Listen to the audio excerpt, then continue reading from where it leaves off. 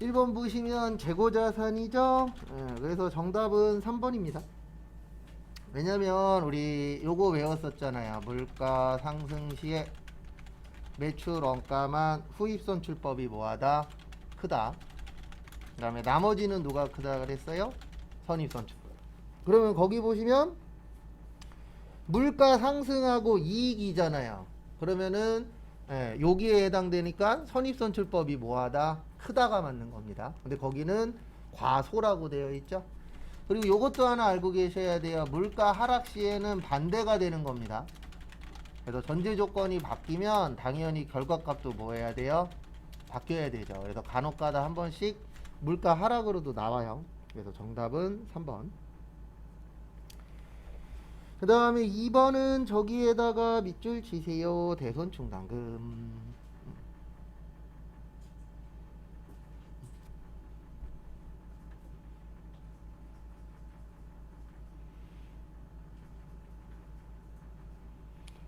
잠시만요. 그래서 우리 대손충당금 그러면 요거 기억하셔야 돼요. 대손충당금 그러면 보충법. 그 다음에 맨날 똑같아요. 기억하셔야 되는 건. 대손 삼각비는 매출 채권. 그래서 외상 매출금하고 받으러. 그 다음에 기타의 대손 삼각비는 매출 채권이 아닐 때 대여금이나 미수금, 영업, 외비용. 그래서 거기 보시면 기초 매출 채권 잔액은 50만원이고 대손충당금 잔액은 5만원이래요. 그래서 대손충당금이 5만원 있었는데 대손 확정된 게 얼마 있었어요? 2만원. 그러면 2만원 못 받으니까 빽이고, 그 다음에 전기, 요것도 시험 문제 몇 번 나온 적이 있었죠. 전기에 대손 나오면 무슨 충당금이에요? 대손충당금. 그래서 전기 거를 회수했죠? 그러면은 플러스 3만원. 플러스 3만원. 그 다음에 보시면은 5만원에서 2만원 빼고 3만원 더하면 얼마 돼요? 6만원 되죠? 근데 우리가 지금 필요한 건 얼마라고요? 10만원이 필요합니다. 그러면 얼마 부족해요? 4만원 부족하죠? 그래서 정답은 3번인데 여기에서 꼭 기억하고 계셔야 되는 게 요거 기억하고 계셔야 돼요. 전기에 대손 발생한 거를 회수하게 되면은 다 뭘로 처리한다 그랬어요? 대손 충당금. 그것도 알고 계시기 바랍니다.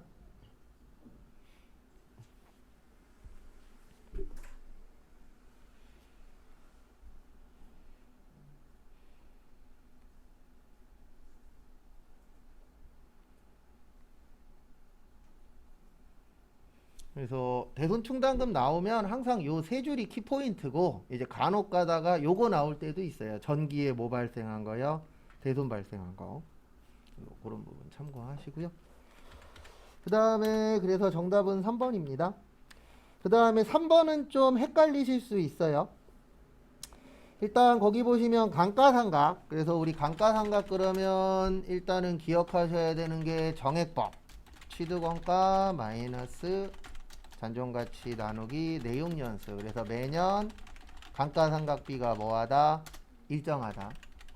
그 다음에 정률법은 취득원가 마이너스 감가상각 누계액 곱하기 정률. 그래서 초기에 감가상각비가 뭐하다? 크다. 그 다음에 연수합계법 취득원가 마이너스 잔존가치 곱하기 왜 안 나와?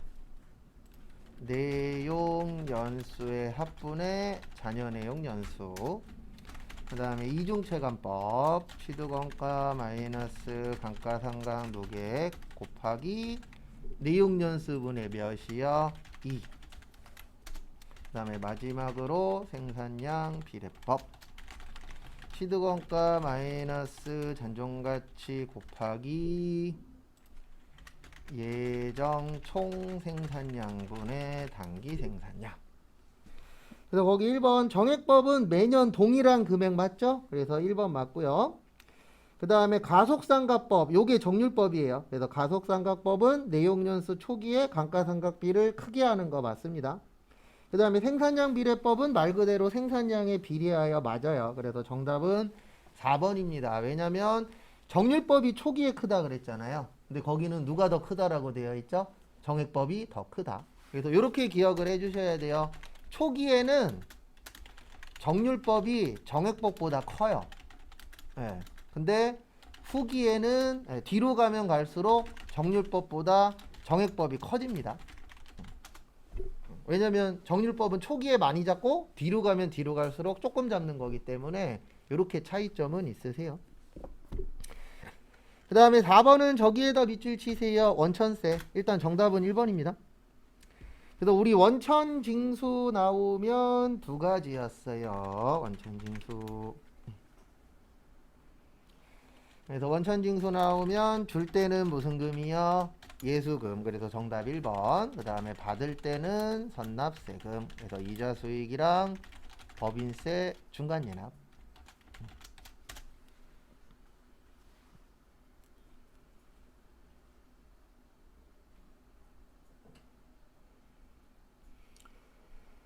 그 다음에 5번. 저기에다 밑줄 치세요. 판매비와 관리비.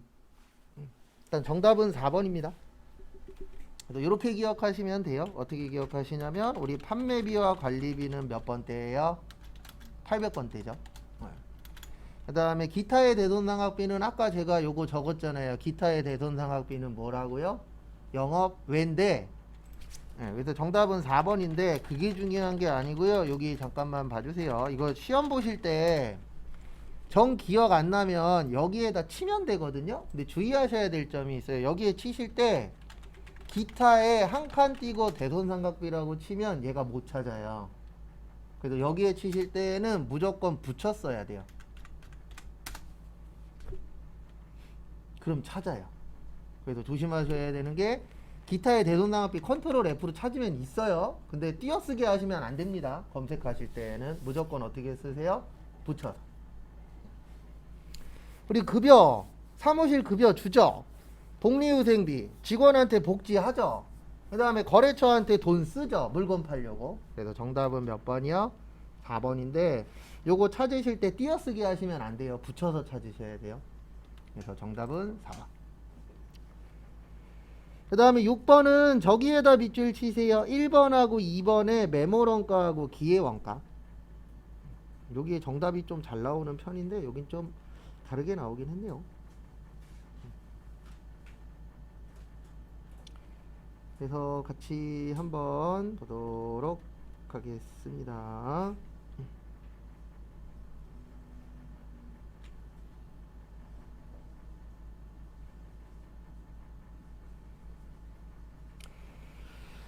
그래서 메모런가 요것도 시험 문제 은근 잘 나옵니다. 그래서 메모런가 그러면은 쓸 데 있다 없다? 없다. 그래서 이미 발생했고 옛날 거고 관련이 없다. 그래서 메모런가라고 하고요. 그래서 1번 맞아요. 고려되지 않는 거. 그 다음에 2번은 저기 그 기회원가. 그래서 기회원가 그러면은 우리가 항상 여러 가지 선택지가 있죠. 그래서 두 가지 이상 선택 방법이 있을 때 선택 후 나머지 중에서 요게 시험 문제에 잘 나와요. 효익이 가장 큰 거. 그래서 요게 키포인트입니다. 가장 뭐한 거요? 좋은 거. 그래서 2번 맞아요. 거기 마지막에 보시면 뭐라고 써있죠? 가장 뭐한 거? 최대 금액 또는 최대 이익. 맞습니다. 그 다음에 3번 저기에다 밑줄 치세요. 고정. 우리 고정 나오면 요거 기억하셔야죠. 총변동비 어떻게 된다? 증가한다. 단위당 변동비는 일정하다. 총고정비는 일정하다. 그 다음에 단위당 고정비는 감소한다. 조업도가 뭐 할 때요? 증가할 때. 그 다음에 준변동비라고 해서 혼합원가도 있고 변동비하고 고정비. 무슨 요금이요? 기본요금. 그 다음에 중고정비는 일정 구간인데 무슨 형이라고도 해요? 그래프 그리면 계단형. 그래서 그것도 같이 좀 기억을 해주세요. 그래서 정답 3번이에요. 일정은 변동이잖아요. 그러니까 남은 기간 동안에라도 특히 원가액에는 암기한 거 계속 쓰세요. 왜냐면 원가액가 그나마 제일 만만해요. 기억 잘 하시면 어차피 거의 90% 암기 문제 위주로 좀 많이 내기 때문에. 그 다음에 7번은 저기에다가 그 다음에 저기 4번 특정 그러면 직접입니다. 그 다음에 공통 그러면 뭐예요? 간접이에요. 그래서 4번 맞아요. 그 다음에 7번은 저기에다 밑줄 치세요. 단기 제품 제조 원가. 그 다음에 원재료. 결론은 이거 암기 문제입니다. 그래서 우리 T자 기억하시라고 했었죠. T자 문제 잘 냅니다. 그래서 이거는 회계 세무 안 가리고 그냥 잘 나오긴 하는데 회계 쪽이 좀 더 잘 나오기는 해요. 세무 쪽보다는. 세무는 낼 게 좀 더 많다 보니까 나오는 확률이 좀 떨어지더라고요. 회계보다는. 그래서 제공품, 기초 제공품, 재료비, 노무비, 경비, 간접비. 그 다음에 단기 제품, 제조원가, 기말 제공품. 그 다음에 우리 재료비 구하는 공식이 있었죠. 그래서 기초 원재료, 그 다음에 단기 원재료 매입액, 기말 원재료. 그래서 거기 보시면 기초가 10만원, 그 다음에 원재료 매입이 15만원, 기말이 3만원. 그래서 22만원 나와요. 그 다음에 그래서 재료비는 22만원. 그 다음에 두 번째로 이제 기초 제공품이 만원. 그 다음에 노무비가 얼마래요? 20. 그 다음에 직접 경비 없고 간접비가 20. 그 다음에 마지막으로 기말 제공품이 얼마 있어요? 15만원. 우리 차변과 대변 어때야 되죠? 같아야 되죠. 그래서 보시면 만원에 22만원, 20만원, 20만원에서 15만원 빼면 48만원 나옵니다. 그러니까 이런 문제는 그냥 암기했냐 못했냐예요. 그래서 암기 못하신 분들은 다시 잘 기억하시고, 맨날 나오는 거 똑같잖아요. 계산해서 풀 수 있냐 없냐. 그 다음에 8번 어렵습니다. 왜냐면 이런 유형 잘 안 나와요. 그러니까 제가 어렵다 그러면 둘 중에서 하나예요. 자주 안 나오거나 내용이 많거나. 근데 얘는 자주 안 나오는 쪽이라고 보시면 되세요. 그래서 보조 부문에서 발생한 원가도 생산 과정에서 반드시 필요한 원가이므로 제품 원가에 포함시키기 위하여 제조 부문에 배분되어야 한다. 이때 보조 부문 원가 행태에 따른 배분 방법으로는 저기에다 밑줄 치세요. 단일 배분율. 저희가 수업 시간에 하는 건 다 단일 배분율이에요. 저희 이중 배분율법 해본 적 한 번도 없어요. 그래서 단일 배분율법의 뜻이 뭐냐면 배부를 할 때 배부 기준이 하나인 게 단일 배분이에요. 그래서 단일이 몇 개예요? 하나. 배분의 뜻이 뭐예요? 나눠주는 거. 그래서 단일 배분율은 기준이 하나인 거고, 그 다음에 거기 이중배분율법이라고 있으시죠? 그래서 이중배분율법은 배부 기준이 말 그대로 이중이에요. 두 개. 그래서 변동비하고 고정비로 이렇게 기준을 두 개 잡아서 나누어 주는 걸 무슨 배분율법이라 그래요? 이중배분율법.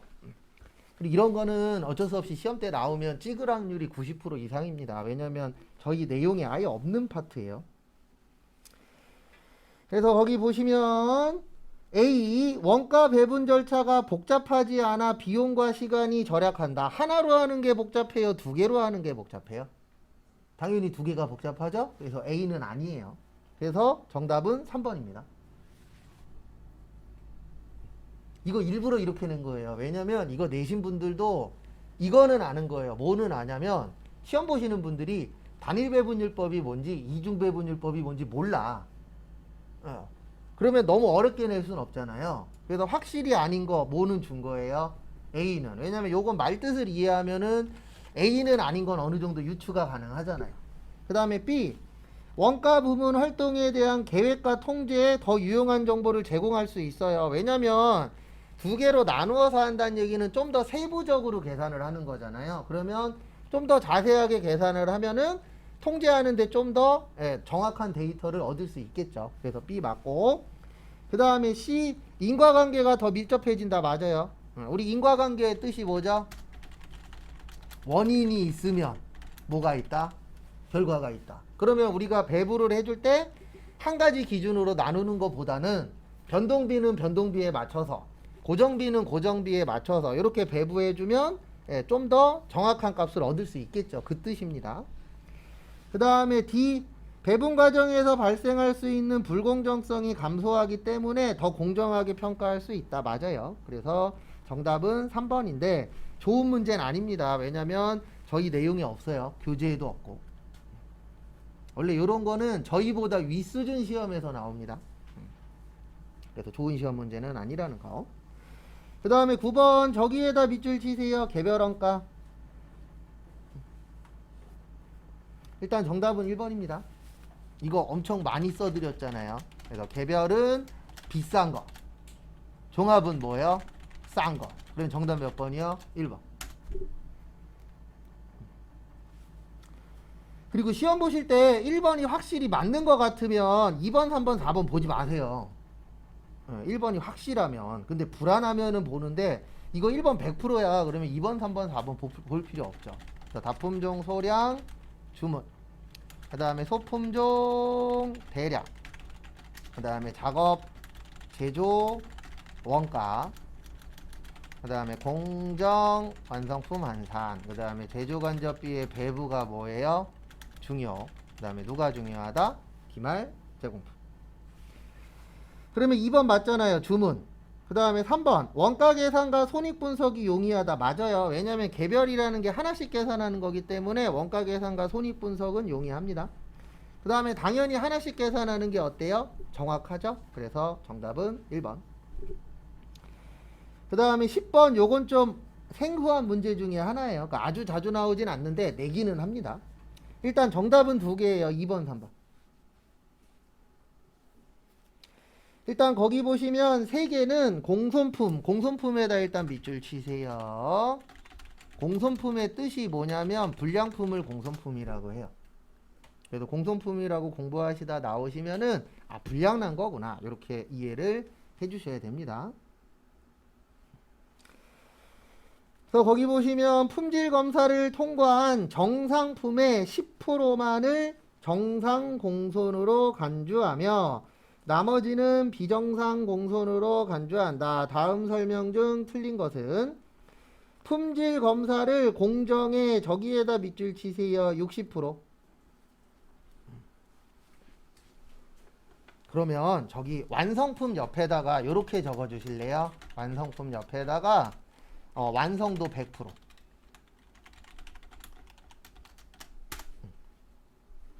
왜냐면 우리가 완성됐다는 얘기는 다 만들었다는 얘기잖아요. 다 만들었으면 완성도 몇 프로예요?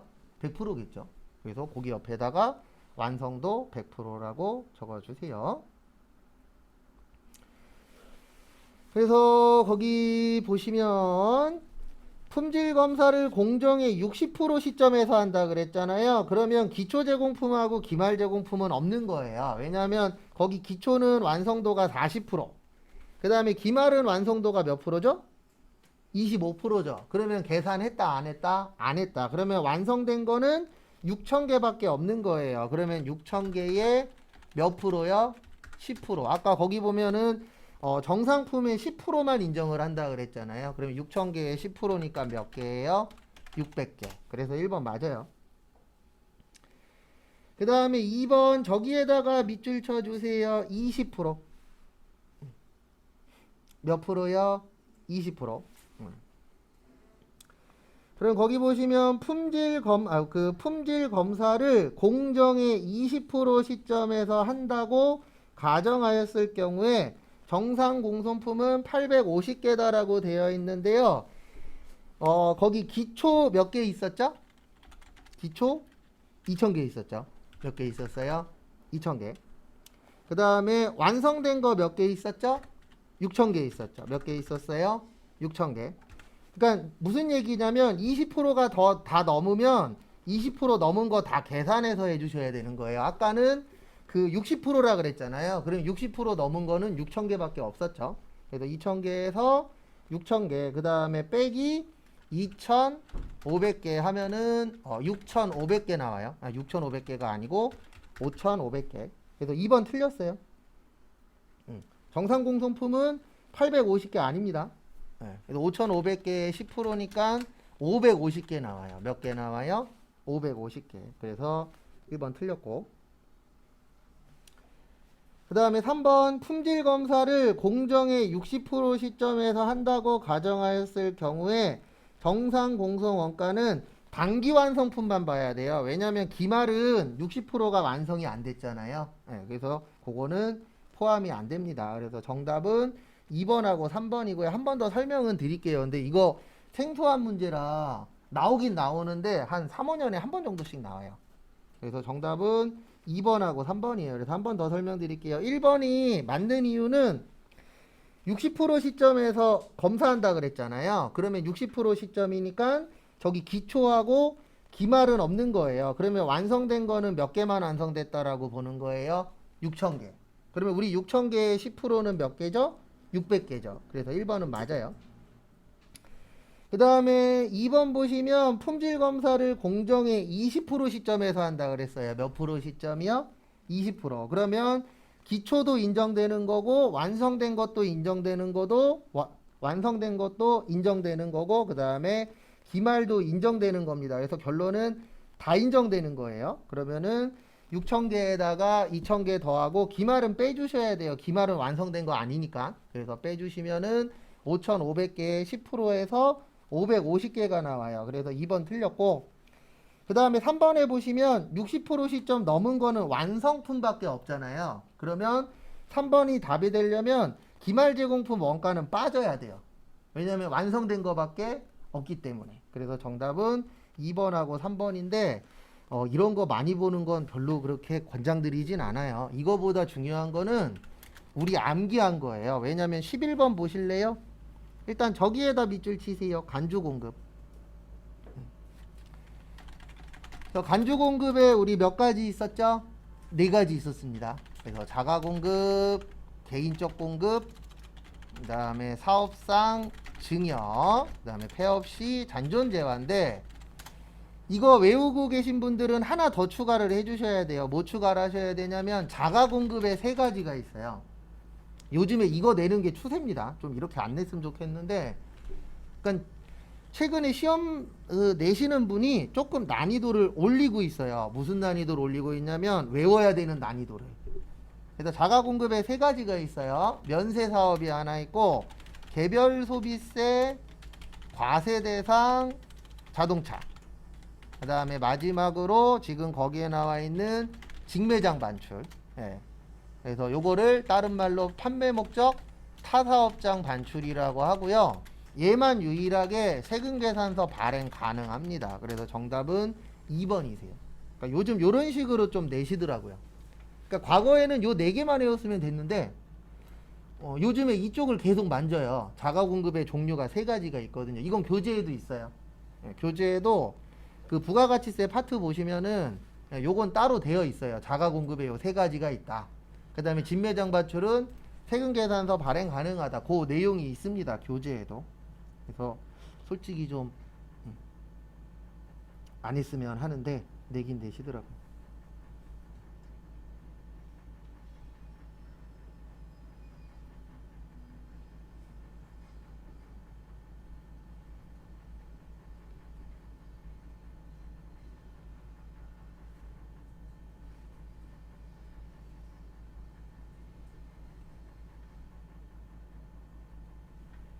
그래서 참고하시고 그 다음에 12번 보시면 일반과세자하고 간이과세자죠. 이런 것도 좀 자주 내오는 내용은 아닌데 좀 알고 계시면 도움은 되실 겁니다. 그래서 일반과세자는 과세표준 그러면 매출 공급가액이에요. 그래서 1번 맞고 그 다음에 간이과세자는 우리 다 얘기할 때 공급 대가로 얘기하잖아요. 그래서 공급 대가 맞아요. 그래서 우리 이거 기억나세요? 간이과세자는 개인만 가능. 그 다음에 직전 연도 무슨 대가요? 공급 대가가 8천만 원 미만. 그 다음에 공급 대가가 4,800만 원 미만이면 영수증 발행. 그 다음에 공급 대가가 4,800만 원 미만이면 납부 면제. 이런 식으로 다 공급 대가로 얘기하죠.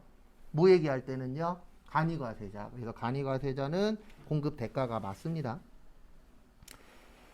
그래서 정답은 4번이에요. 왜냐하면 간이과세자는 그 세금을 적게 내는 대신 안 돌려주도록 되어 있습니다. 그래서 환급이 발생할 수도 있다라고 되어 있는데 환급 안 돼요. 그 다음에 요거는 하나 더 추가해 주세요. 거기 빈 공간에다가 환급 그러면 두 가지 기억하셔야 됩니다. 그래서 일반적인 환급이다. 그래서 무슨 환급이라 그래요? 일반 환급. 그래서 일반 환급은 며칠? 30일. 시험 쉽게 나오면은 이렇게 날짜 갖고 장난칠 때도 있습니다. 그 다음에 조기 환급은 며칠이요? 15일. 그래서 수출이나 시설 설비 등에 투자할 때고, 그 다음에 하나 더 기억하셔야 되는 게 매월도 가능하고 두 달에 한 번도 가능하고 세 달에 한 번도 가능해요. 근데 안 되는 게 하나 있습니다. 뭐는 안 되냐면 요건 안 돼요. 어디 아니야?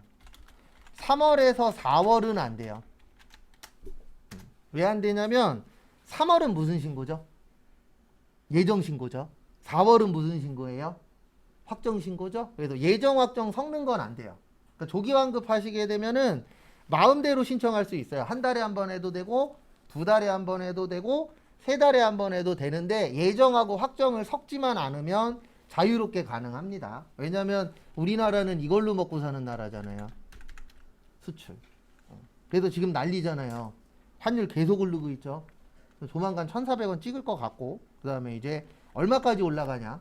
그거 난립니다 지금. 왜냐하면 우리나라는 수출로 먹고 사긴 하는데 수출도 많이 하지만 뭐도 많이 하죠? 수입도 많이 하죠. 최근에 역전됐잖아요. 수출보다 수입이 더 많아요. 왜냐면 수출 경기가 지금 줄어들고 있기 때문에. 그 이유는 다들 아시겠지만 중국 때문에 그래요. 우리나라에서 강했었던 거 중국이 많이 따라잡고 있잖아요. 지금 반도체도 중국에서 엄청 많이 따라잡았어요. 그래갖고 요즘 말 많더라고요. 그 다음에 13번 영세율에다가 밑줄 치세요. 정답 3번입니다. 정답 2번입니다. 이런 건 틀리시면 안 돼요. 우리 영세율 그러면 국내예요, 국외예요? 국외예요. 그래서 수출 관련된 거라 그랬죠? 그래서 국외에서 하는 것들은 뭐예요? 국외에서 하는 거는 외국이잖아요. 그래서 외국이니까 무슨 율? 영세율. 참고하시고.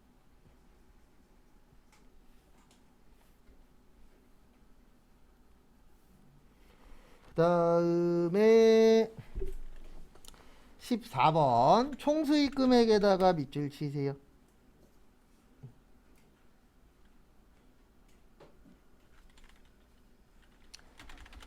총수익 금액 그러면 요거 얘기하는 거예요. 소득. 그래서 우리가 얼마만큼 총이라는 게 뭐죠? 전부죠. 그래서 내가 벌어들인 돈을 이제 총수익 금액이라고 표현합니다. 그래서 1번 보시면 저기에다 밑줄 치세요. 환입하고 애누리.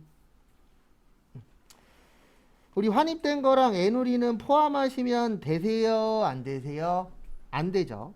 그래서 그거는 안 된다가 맞습니다. 그래서 그 부분 참고하시고.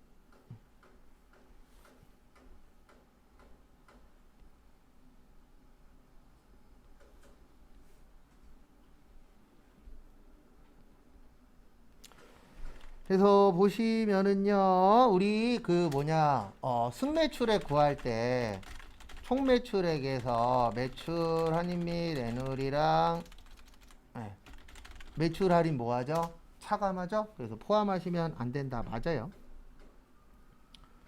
그 다음에 두 번째, 부가가치세 매출세액은 총수익 금액에 들어가면 안 됩니다. 왜냐면 이건 부가가치세로 따로 계산해야 되잖아요. 그래서 포함되면 안 된다라는 거 맞아요.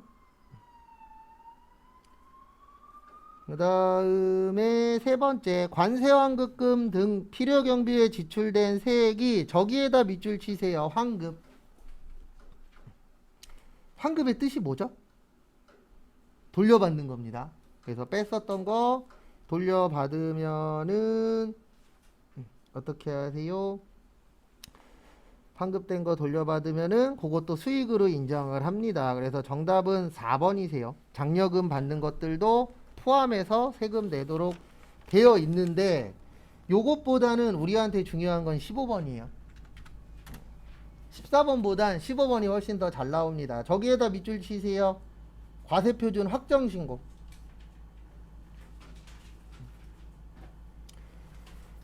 그리고 종합소득에다 밑줄 치세요. 이거 1번이라고 쓰신 분들은 종합소득 못 외운 겁니다. 그래서 앞에 보시면 우리 종합소득의 이자, 배당, 사업, 근로, 연금, 기타. 그래서 1번 아니에요. 1번은 종합소득이 없잖아요. 그러니까 1번 찍으신 분들은 그 시험 문제 내신 분이 함정 만들어 놓은 거에 정확하게 걸린 거예요. 그래서 얘네는 따로 낸다 그랬잖아요. 그래서 종합소득이 없기 때문에 1번은 무조건 아닙니다. 정답은 2번이에요.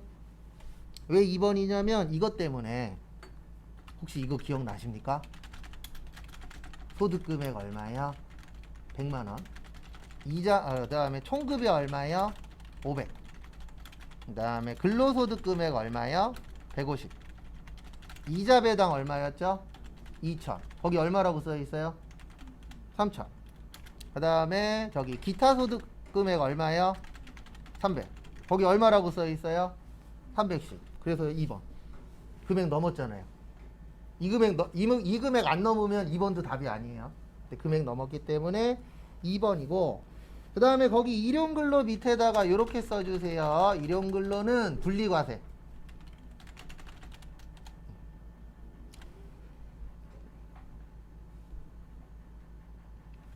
그 다음에 공적연금은 저기 연말정산.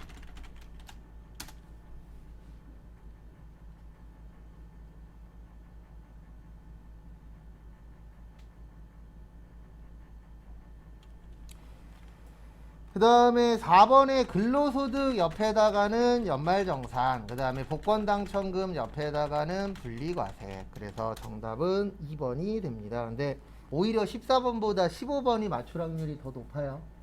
왜냐면 우리 요거는 어느 정도 숙지하고 있잖아요. 그러면 요것만 더 기억하시면 돼요. 종합소득.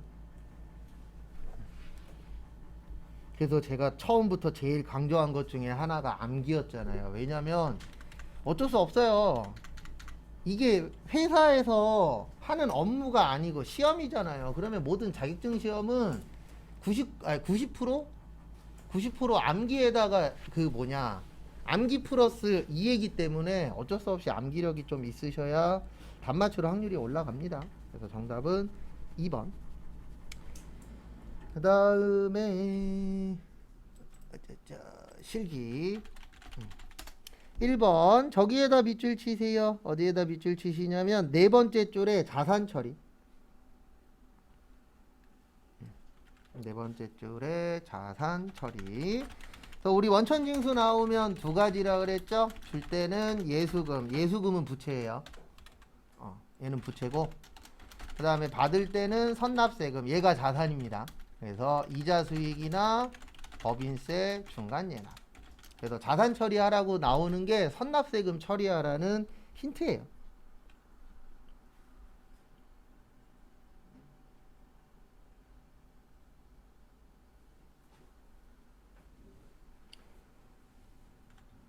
그 다음에 다음 거 보시면은요. 원금 3억 원인 정기예금이 만기가 되어 이자 수익 2천만 원이래요. 대변에 정기예금 3억.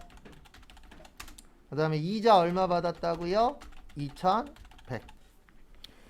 그 다음에 원천징수된 게 323만 4천 원이래요. 그거 뭘로 처리한다고요? 선납세금. 그 다음에 요거는 꼭 기억을 해 주십시오. 차변과 대변은 어때야 된다? 같아야 된다. 무슨 예금으로 이체됐대요? 보통 예금.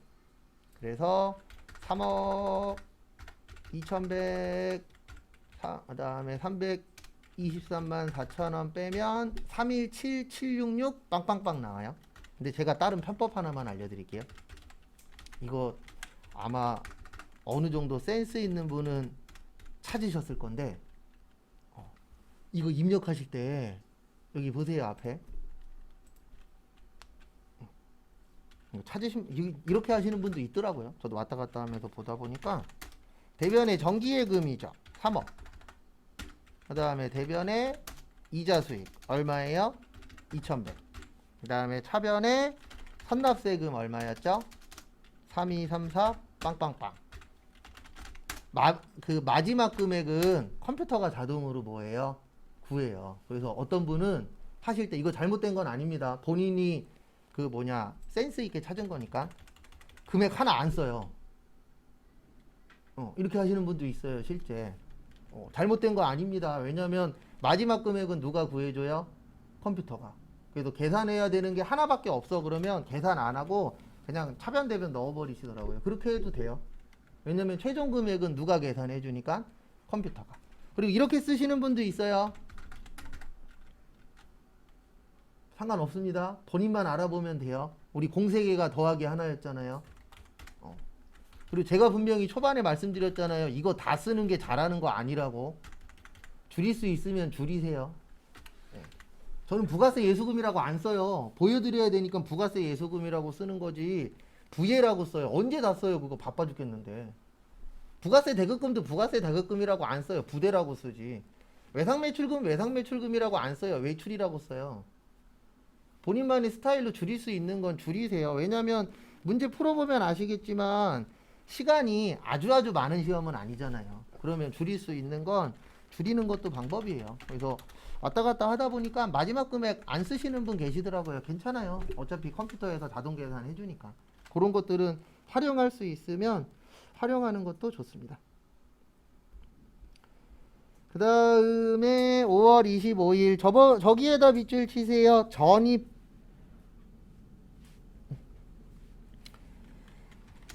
전입하고 같은 말이 전입이 대체예요. 그래서 둘이 바꿔주는 겁니다. 그래서 주식 발행 초과금을 자본금으로 바꿔라 그 뜻이에요. 그래서 차변에 주식 발행 초과금 500. 그 다음에 대변에 자본금 얼마요? 500. 그래서 자본의 감소, 자본의 증가. 그래서 전입 나오면은 전입이나 대체라고 나오면 바꿔주는 거예요. 둘이서. 그래서 우리 결산분계 때 혹시 이거 기억나세요?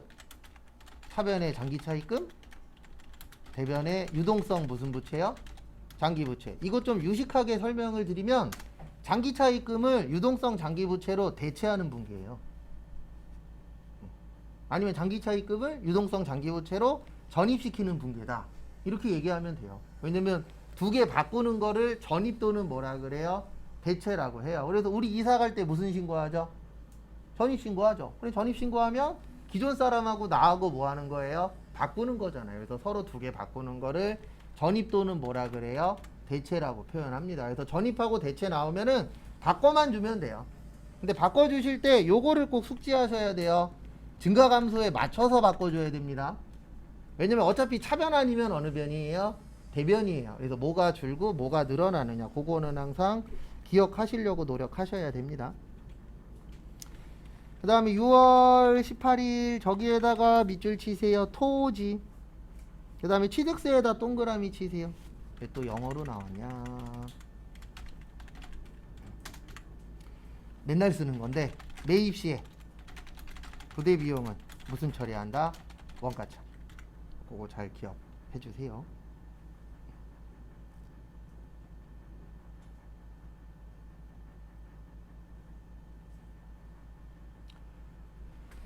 그래서 차변에 토지 1억 350만원. 그 다음에 무슨 예금에서 줬대요? 보통 예금. 그리고 저기에다 밑줄 치세요. 가로에 보시면 하나의 전표로 처리할 것. 제가 하나만 알려드릴게요. 가로에 어쩌고저쩌고 나오잖아요. 근데 읽었는데 무슨 말인지 모르겠어. 그럼 그냥 하던 대로 하세요. 하나의 전표로 등록할 것이 차변 대변 넣으란 뜻이거든요. 근데 읽었을 때 이해가 안 될 때가 있어요. 왜냐면 우리가 100%다 이해한 상태에서 시험을 보러 가는 게 아니기 때문에. 왜냐면 100% 다 이해한 상태에서 시험 보러 가시려면요 제가 거짓말 조금 더 보태서 2, 3년은 공부해야 돼요. 진짜로. 그래도 100%다 이해 못해요. 2, 3년 해야 한 8, 90% 이해하고 시험 보러 가는 거니까. 근데 솔직히 우리가 지금 아마 여기에서 시험 점수 잘 나오셔도 아마 많이 이해하셨어야 한 60, 70%? 근데 나머지는 솔직히 외워서 푸는 거지 내가 그걸 완벽하게 이해해서 풀 수는 없어요. 왜냐면 너무 기간이 짧으니까. 그래서 가로 나왔는데 무슨 말인지 모르겠어. 그럼 그냥 하던 대로 하시면 돼요. 그거 신경 쓰지 마시고. 그래서 하나의 전표가 차대변으로 넣으란 뜻입니다. 그 다음에 7월 1일에 별표 3개. 좀 이것 좀 안 냈으면 좋겠어요. 우리 그 어저께가 아니라 월요일 날 연습했었던 거 있죠. 네, 그거 난이도급입니다. 거기에서 제일 어려웠었던 거 하나 있었어요. 그래서 제가 하나하나씩 설명드릴게요. 저기에다 밑줄 치세요. 9월의 취득. 그래서 제가 앞에다가 분개 다 해드릴게요. 9월에 취득했을 때 매도 가능 증권 얼마요? 1800. 대변에 그냥 현금 잡을게요. 그래서 현금 1800. 그 다음에 2020년 말 1800만원이 2200만원 됐죠. 매도 가능 증권 400. 그 다음에 매도 가능 증권 평가 이익 얼마요? 400. 그 다음에 2021년 말 2200만원이 2000 얼마 됐죠? 100만원 됐죠. 그다음에 매도 가능 증권 평가 이익에서 처리해 주셔야 돼요. 왜냐면 얘 자본이라 그랬잖아요. 자본은 무슨 처리요? 상계 처리. 그 다음에 매도 가능 증권 100. 그 다음에 이제 7월 1일 거예요. 그래서 7월 1일에 2천만원에 처분하고 10만원을 빼고 보통예금으로 받았대요. 그러면 보통예금으로 1990. 그 다음에 매도 가능 증권은 얼마였었냐면은 2100만원이었어요. 얼마였어요? 2100. 그 다음에 매도 가능 증권 평가 이익이 300.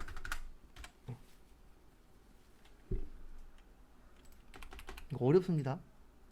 그래서 1990에서 300 더하고 그 다음에 2100을 빼시면 190만원 나와요. 얼마 나와요? 190만원. 그래서 매도 가능 증권 처분이 190.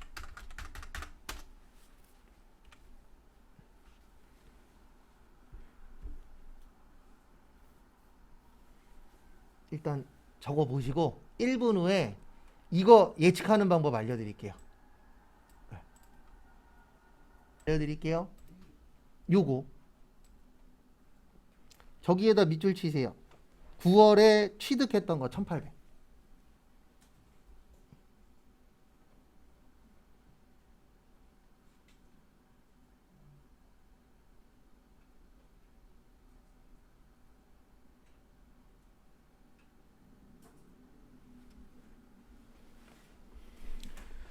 그래서 앞에 보시면은요 어떻게 보는 거냐면 제일 처음 살 때 얼마 주고 샀죠? 1800 주고 샀죠. 얼마 주고 샀어요? 1800. 근데 팔고 나서 얼마 받았죠? 1990 받았죠? 그러면 1800짜리 1990만원 받으면 얼마 이익이에요? 190. 이거 답만 찾는 방법이에요. 원래는 저희 시험하고는 안 맞는데 시험장 갔는데 만약에 이론 문제 나올 수 있잖아요. 이건 이제 이론 푸는 방법인데 매도 가능 증권일 때는 처음하고 끝만 보는 거예요. 그래서 1800만원짜리를 팔고 1990 받았네. 그러면은 매도 가능 증권 처분이익 얼마요? 190. 이렇게 되는 거고, 그 다음에 이게 만약에 똑같은 문제인데 단기 매매 증권일 수도 있죠. 그러면 답 이렇게 돼요. 단기 매매 증권이면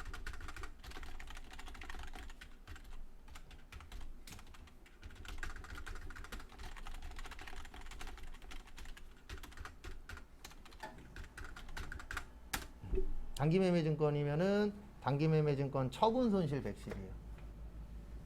약간 차이점이 있습니다. 그래서 단기매매증권일 때는 끝에 거랑 끝에 것만 보는 거예요. 끝에 두 개. 그래서 마지막에 보시면은 2100 됐잖아요. 공정가에. 그래서 2100짜리를 2000만원에 팔고 그 다음에 수수료 10만원 나갔잖아요. 그거 끝에 것만 보는 거고, 매도 가능 증권일 때는 제일 처음이랑 제일 끝에를 보는 거예요. 쉬운 분계는 절대 아닙니다. 그 다음에 8월 21일은 저기에다 밑줄 치세요. 달러. 그래서 시험 문제 이렇게 나오면 4번 빼놓고 다 맞춰야 된다라는 전제 조건이 깔려요. 왜냐면 3번은 저도 장담을 못해요. 수강생분들이 몇 명까지 맞추겠다라고 다 틀릴 수도 있고 다 맞을 수도 있고 이거는 장담을 못해요. 4번은. 그 다음에 5번은 외화 나오면 두 가지죠. 외환 차익하고 외환 차손은 실제. 그 다음에 외환산 이익하고 외환산 손실은 결산할 때.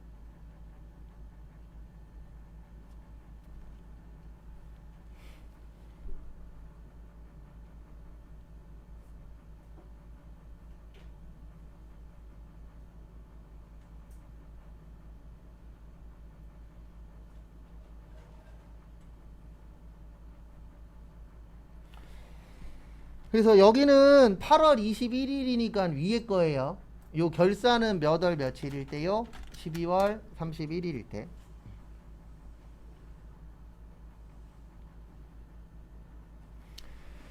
그래서 거기 보시면은 8,000달러 곱하기 대여 시에는 1,200원이래요. 그러면 960만 원.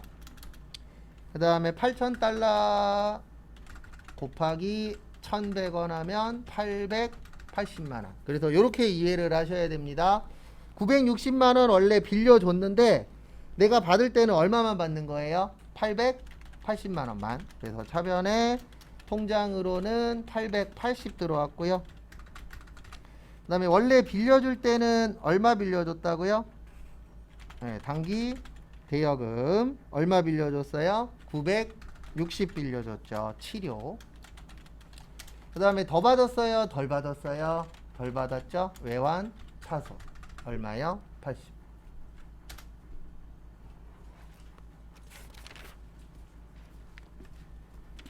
그래서 매번 똑같은 얘기 중이지만 시험 때 주식 관련된 거 안 나오는 게 도와주는 거기도 합니다. 그러니까 시험을 편하게 합격하려면 저게 안 나와야 돼요. 분기에서 주식 안 나와야 되고 부가가치세에서 가산세 안 나와야 되고 그 다음에 결산에서 꼬는 거 없어야 되고 그러면 쉽게 붙어요. 왜냐면 어차피 연말정산은 다음 주까지 연습하고 시험장 가시면 15점 중에 완전히 이상한 것만 안 나오면 10점은 맞거든요. 원천징수는. 근데 부가가치세는 왔다리 갔다리 해요. 원래 우리 일반 존표도 그렇고. 그 다음에 문제 2번에 1번에서 저기에다 밑줄 치세요. 저기 어디냐? 개별소비세 과세대상 승용차. 그 다음에 마지막 줄에 임차료도 밑줄 좀 쳐주세요.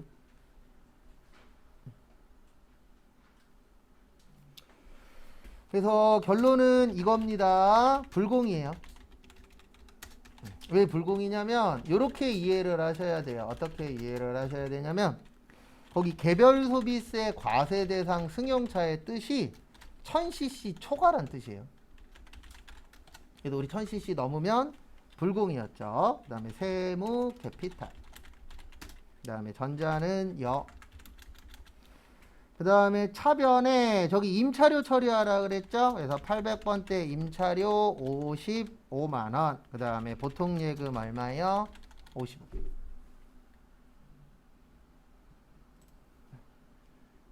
그러니까 분개하실 때도 그렇고 이론 풀 때도 그렇고 문제 잘못 읽으면 어떻게 되는지 제가 종종 보여드리잖아요. 문제 잘못 읽으면 하나씩 빼먹어요. 그러니까 항상 문제 푸실 때 지문 끝까지 읽는 것도 중요합니다. 거기 공급 대가라고 되어 있잖아요. 공급 대가가 뭐 포함이에요?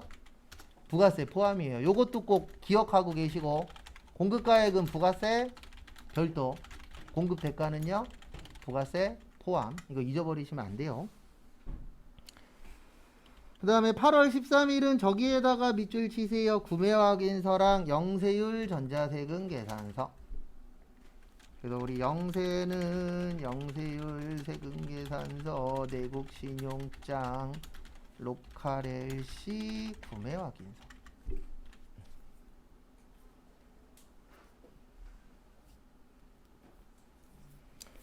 그래서 보시면 매입의 영세고요. 그 다음에 항원 여. 차변의 상품 2천만 원. 그 다음에 보통예금 2천만 원.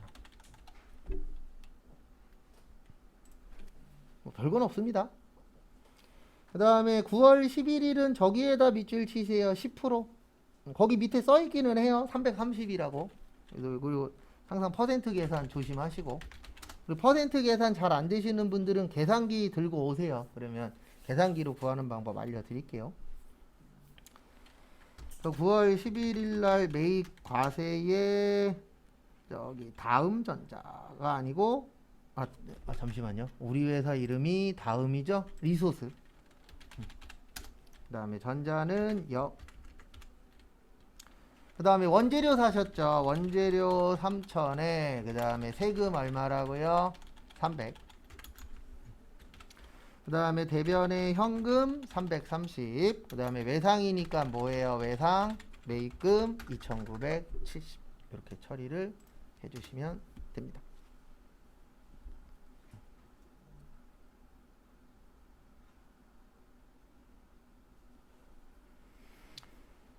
그 다음에 9월 28일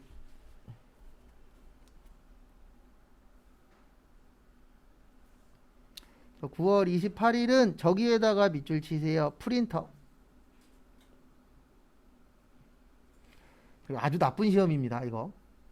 저기에다 밑줄 좀 쳐주세요. 어디에다 밑줄 치시냐면 두 번째 줄에 정액법. 그러면 이렇게 정액법으로 구하셔야 돼요. 우리 정액법은 취득원가 마이너스 잔존가치 나누기 내용연수. 그래서 취득원가가 400. 그 다음에 잔존가치 없어요. 그 다음에 나누기 몇 년이요? 5년 하면 80만원 나옵니다.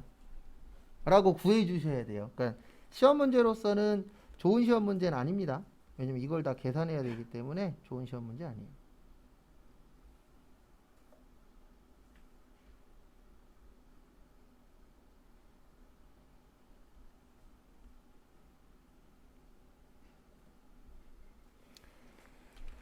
그 다음에 9월 28일 보시면은요, 매입이 아니지. 일단 요거 먼저 계산해야죠. 400에서 80 빼면 얼마예요? 320. 근데 얼마에 팔았죠? 250에 판 거예요. 얼마에 판 거예요? 250. 그래서 70만원 뭐요? 손실. 그래서 감가상각 잘 안 되시는 분들은 우리 그때 그 감가상각 푼 거 있었잖아요. 연습했었던 거. 그거 한 번씩 더 하시고, 그리고 헷갈리시면은 가지고 오세요. 그러면 알려드릴 테니까.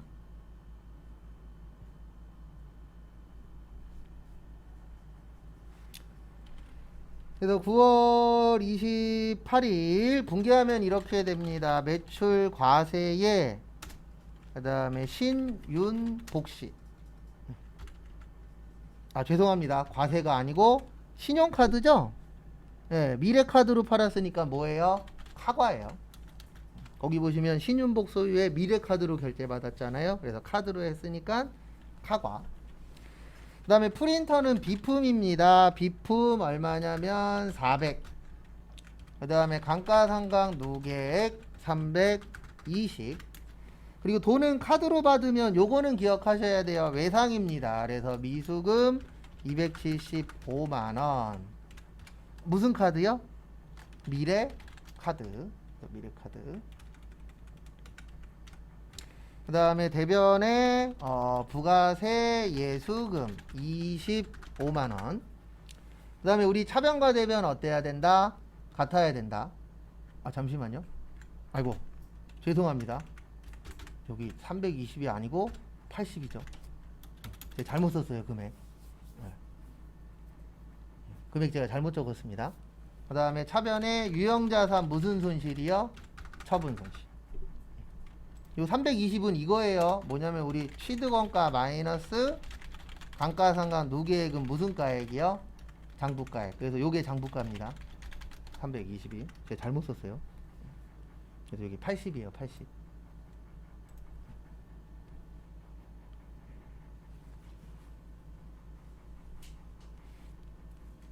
지금 우리 풀고 있는 게 94회죠. 요거 잠깐 적고 계셔 보세요.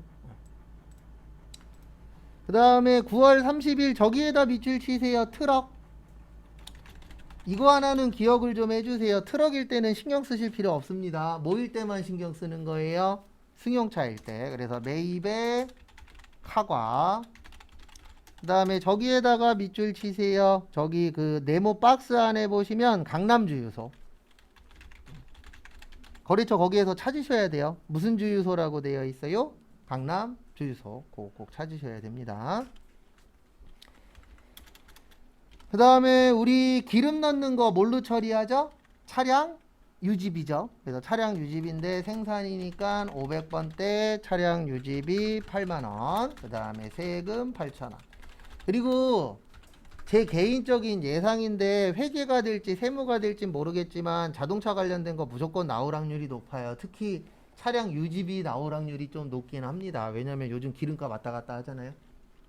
그래서 원래 차량 유지비 잘 나오기도 하지만 요것도 확률이 좀 있어요. 그러니까 이슈되는 것들은 한 번씩 더 보셔야 돼요. 그래서 제가 한 맺힌 게 하나 있어요. 초코우유라고. 예. 초코우유 이거 이론에 나왔었는데 초코우유 과세일까요? 면세일까요? 네, 이거 과세예요. 흰우유는요? 네, 흰우유는 면세예요. 이거 시험 문제 나온 적 있어요. 근데 제가 이거에 왜 안이 맺혔냐면 이거 나오기 전에 그 다음 블로그에 이게 다음 메인 화면에 떴었어요. 다음 메인 화면에 뭐가 떴었냐면 그 당시에는 흰우유와 딸기우유였어요. 네, 흰우유는 왜 면세냐?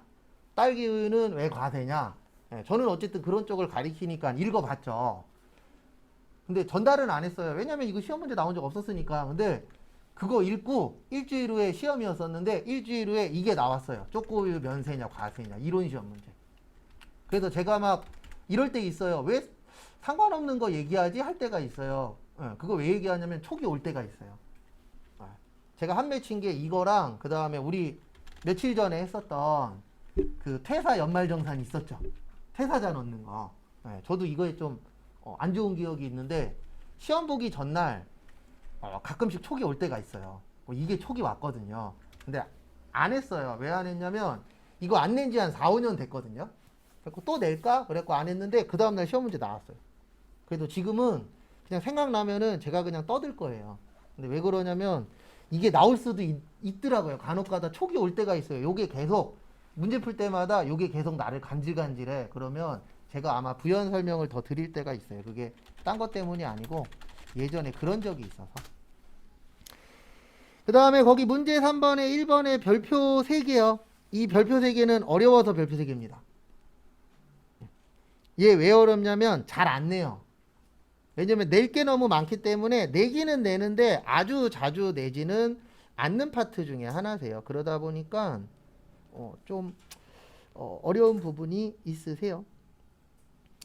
그래서 저기에다가 밑줄 치세요. 공통매입세액의 정산 내역이라고 있습니다. 그래서 여기 눌러주세요.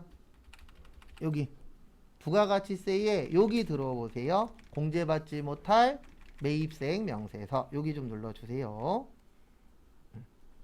공제받지 못할 매입세액 명세서.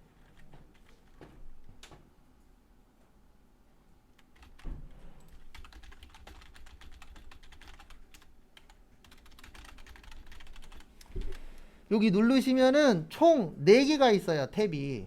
여기 내역이 있고 그 다음에 안분이 있고 정산이 있고 재계산이 있는데 간단하게 좀 설명을 좀 드릴게요. 첫 번째로 요 공제받지 못할 매입세액 내역 있죠.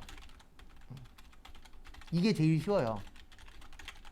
이거 뭐냐면 이것도 잘 내는 편은 아닌데 우리가 지금 1기 확정해야 될 거니까 여기 4월에서 몇 월이에요? 6월이죠. 그럼 우리 혹시 그거 기억나세요? 뭐냐면 왜 또 얘는 또 안 열려? 우리 불공 넣을 때마다 사유 넣죠. 맞죠? 네, 그 사유를 넣으시면 여기에 들어오는 거예요. 여기 비용업용 소용 승용차. 그다음에 뭐 접대비.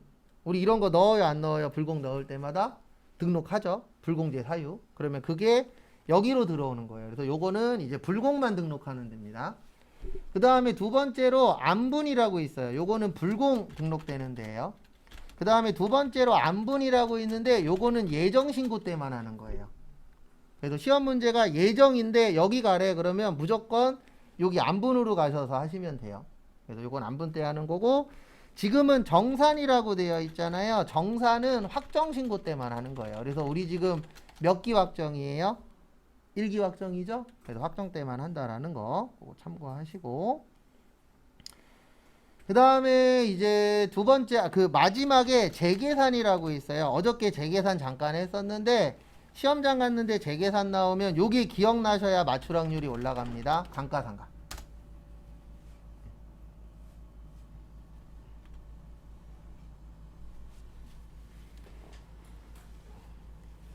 그래서 약간 부가가치세는 어떻게 보면 전산세무 2급 준비하시는 분들한테는 그 커말 공부하시는 분들 있으시죠? 이게 커말로 치면은 함수라고 보시면 돼요. 얘가 약간 복불복 개념이 좀 있어요. 함수도 보면은 잘하는 거 나오면 합격하는데 자주 안 나오는 거 나오면 떨어지는 경우들이 있잖아요. 그래서 얘도 약간 비슷한 개념이라고 보시면 될 것 같아요. 그래서 우리는 지금 여기로 오는 겁니다. 정산.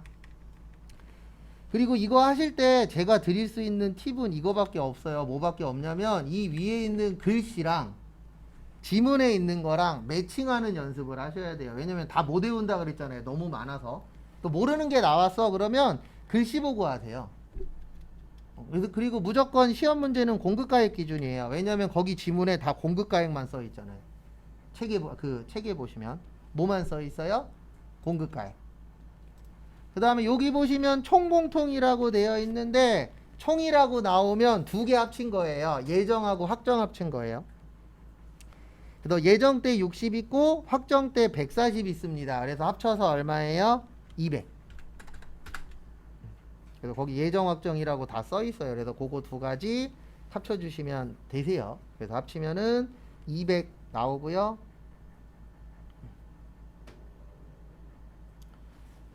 그 다음에 총공급가액도 예정하고 확정 합친 건데 저기 과세 물어보는 거예요. 뭐 물어보는 거라고요? 과세. 그래서 과세 보시면은 600하고 그 과세하고 면세 합친 거예요. 3개월씩. 그래서 거기 보시면 1기 예정이 600하고 400 합쳐서 1000. 그 다음에 1기 확정이 2000하고 800 합쳐서 얼마예요? 2800. 그래서 두 개 다 더하면 얼마 나오죠? 3800 나오죠. 그래서 합친 겁니다. 여기는 과세 면세 다 합친 거예요. 그래서 600에 400 합쳐서 1000, 2000에 800 합쳐서 2800. 그러면은 1000에다가 2800 더하면 얼마예요? 3800. 그 다음에 면세는 400만원에 800만원이잖아요. 그러면 얼마예요? 1200. 그 다음에 여기 기불공제세액은 24만원이에요. 왜냐면 거기 지문에 보시면 네 번째 줄에 예정신고 때 24만원이라고 써 있을 거예요. 얼마라고 써 있으세요? 24만원. 그게 예정신고 때 했다란 뜻입니다. 그래서 여기에다가 얼마를 등록을 해주세요? 24만원. 그래서 이거 시험 때 어렵다라고 느낄 수밖에 없는 게 저희가 이거 아무리 많이 연습해도 이거 지금까지 다 나와봤자 한 3-4문제밖에 없거든요. 그래서 이거는 새로운 거 연습하시는 것보다는 이렇게 연습하는 게 좋아요. 하나 입력한 거 보고 여기에다가 어떻게 계산해서 넣느냐 있죠. 그것만 보는 수밖에 없어요. 왜냐면 문제 유형 자체가 다채롭게 나오는 시험 문제는 아닌지라. 좋은 시험 문제는 아닙니다. 그 다음에 2번. 얘는 무조건 나와요. 2번은 무조건 나옵니다.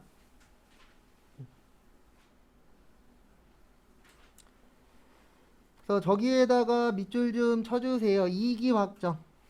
그래서 요거 나오시고, 그 다음에 몇 기 확정이요?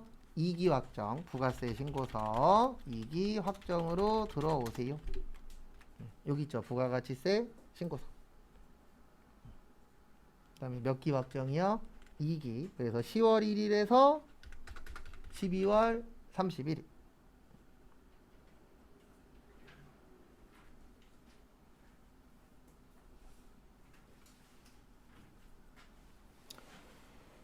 그 다음에 보시면 다음 자료만을 이용하여 이기 확정 신고의 부가가치세 신고서를 작성하시오. 단 부가가치세 신고서 이외의 부속 서류와 과세표준의 작성은 생략하며 저기에다 밑줄 치세요. 불러오는 데이터 값은 무시.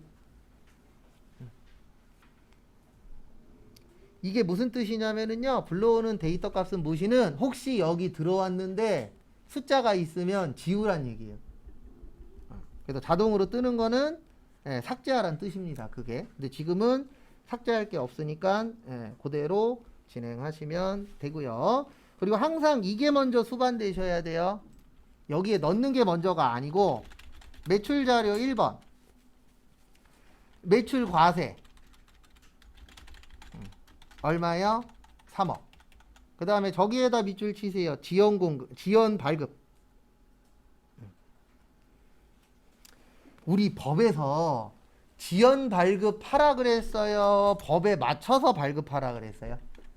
법에 맞춰서 발급하라 그랬죠? 그러면 지연이라는 게 늦게 발행한 거잖아요. 그러면 국가에서 늦게 발행했으면 칭찬해 줄까요? 가산세 내라 그럴까요?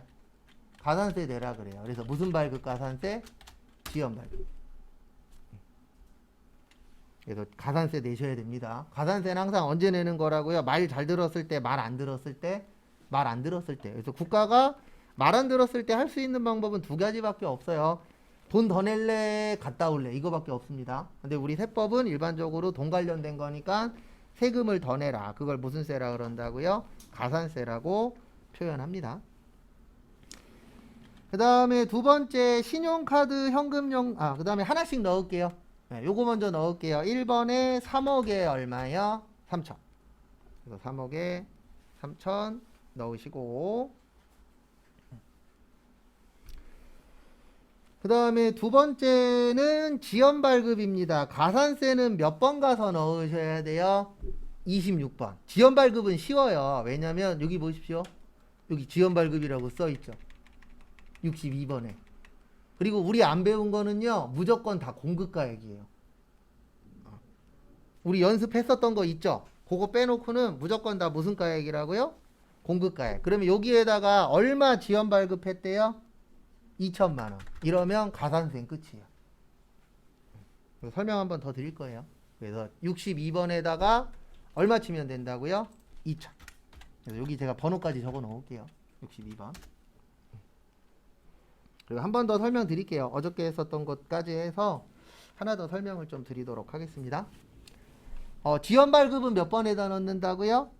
62번. 그 다음에 우리 저번에 했었던 게 이거 있었어요. 종이세금 계산서로 발행하면은 요거는 64번에다 넣는 거예요. 몇 번에다가요? 64번에다 넣는데 어떻게 넣는 거냐면 공급가액 곱하기 1% 계산해서 넣으시면 돼요. 몇 프로요? 1%. 그 다음에 지연 수치도 있어요. 여기 있잖아요. 몇 번에 있어요? 63번. 그래서 요것도 공급가액 그대로 치시면 돼요. 그래서 지연 수치는 몇 번에다 한다고요? 63번. 그래서 거기 62, 63, 64 있죠? 그것도 언제 하는지 한 번씩 더 체크하시고. 그리고 시험은 가봐야 합니다. 가산세 없을 때도 있어요, 없어요? 있어요. 그리고 이런 분들도 있어요. 저는 이런 문제에서 계산 문제 안 나왔으면 좋겠어요. 많지는 않은데 계산 문제 한 번도 안 나온 적도 있어요. 그래서 가서 시험장 가서 시험지 봐봐야 압니다. 내가 쉽게 붙을 건지 어렵게 붙을 건지 힘들 건지는 시험장 가봐서 시험지 보면 알아요. 저도 자신 있는 시험은요. 시험장 딱 가서 문제 처음부터 끝까지 훑어보면 대충 감 와요. 요거는 내가 큰 실수만 안 하면 붙겠다. 아니면 요거는 좀 힘들 수도 있겠다. 그 시험 문제만 쭉 훑어보면 대충 답 나오거든요. 왜냐면 사람들은 정해져 있잖아요. 내가 강한 거하고 약한 게. 다 강할 수는 없습니다. 부족한 것도 분명히 있으니까. 그 다음에 두 번째 신용카드 현금 명수증은 이렇게 생각하시면 돼요. 매출의 카과랑 매출의 뭐요? 현과. 그래서 6천. 우리 카과하고 현과는 여기에다 넣는 거예요. 3번에다가. 몇 번에다 넣는 거예요? 3번. 그래서 3번에다가 6천에 얼마요? 600. 그 다음에 저기 3번 저기에다 밑줄 치세요. 정규증빙 미발급. 그래서 정규증빙이 없는 것들은 요게 되는 겁니다. 매출에 뭐요? 건별이 되는 거예요. 뭐요? 건별. 왜냐면 건별이 무슨 증빙이라 그랬죠? 무증빙이라 그랬죠. 그래서 건별은 여기에다 넣는 거예요. 4번. 그래서 4번 가셔서 40에 얼마요? 4만원. 그래서 건별은 4번에다 입력하는 거예요. 그거 좀 기억하시고. 건별 은근 잘 나옵니다. 세무에서는. 그래서 언제 건별인지 숙지 좀 하시고요. 그 다음에 국내 영세율 매출액. 매출에 뭐예요? 영세. 그래서 영세는 여기입니다. 5번. 그래서 영세는 몇 번이라고요? 5번. 그 다음에 그 밑에 거 해외 수출은 수출이에요. 우리 수출은 몇 번이에요? 6번이에요. 몇 번이요? 6번. 그래서 영세는 5번이니까 5천. 그 다음에 수출은 6번이니까 1억. 그리고 6번의 별표 3개. 지금 푸시는 시험 문제에서는 2개가 키포인트예요. 아까 지연 발급하고 지금 하고 계시는 대손세액공제 회수. 일단 답 먼저 적어 드릴게요. 8번에다가 2200만원 중에서 50% 회수했대요. 그러면 1100만원 회수한 겁니다. 얼마 회수한 거예요? 1100만원. 그래서 답은 100만원이에요.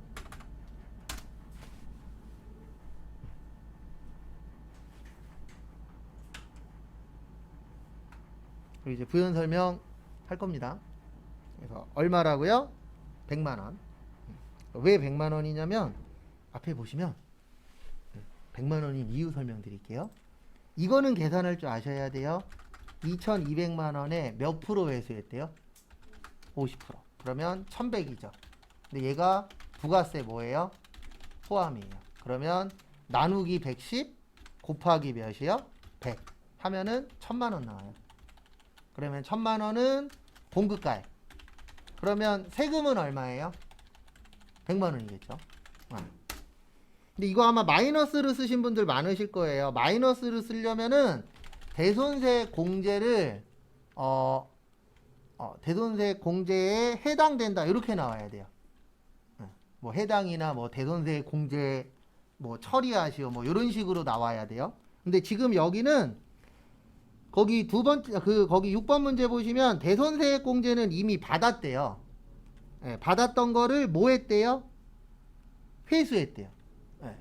그래서 해당이라던가 처리라던가 아니면 대손세 공제를 받기로 하다 이런 식으로 나오면은 요때는 마이너스 100만원으로 쓰는 거예요.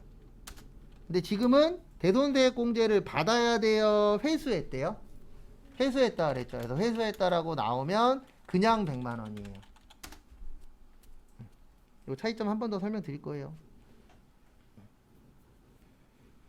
그러니까 시험뿐만이 아니고 회사 가셔서도 제일 힘든 게 뭐냐면 답이 하나만 있으면 그거 그냥 외워버리면 되는데 이게 대손세 공제라는 게 생길 수도 있고 아니면 못 받았었던 돈을 다시 받을 수도 있어요? 없어요? 있죠. 그래서 지금 문제가 다시 받은 문제입니다. 그래서 다시 받았을 경우에는 플러스로 해주셔야 돼요. 왜 그러냐면 회수했으면 받았다 뜻이잖아요. 뭐 했다? 받았다. 그러면 우리 부가가치세는 돈 받으면 내는 거거든요. 그럼 돈 받았으면 세금을 뭐 해야 돼요? 내야 돼요. 그러면 세금 내려면 여기에 플러스로 들어가야 돼요? 마이너스로 들어가야 돼요? 플러스로 들어가야 세금을 뭐 하죠? 더 내겠죠. 그래서 회수라고 나왔을 때는 여기에다가 뭘로 넣어 주셔야 돼요? 그냥 100만원. 그냥 세액을 넣어 주셔야 되고 만약에 시험 문제가 대손세액 공제 받아라 라고 나왔을 때는 그냥 100이 아니고 무슨 100이라고요? 그때는 마이너스 100이에요. 무슨 100이요? 마이너스 100만원. 그거 주의하세요.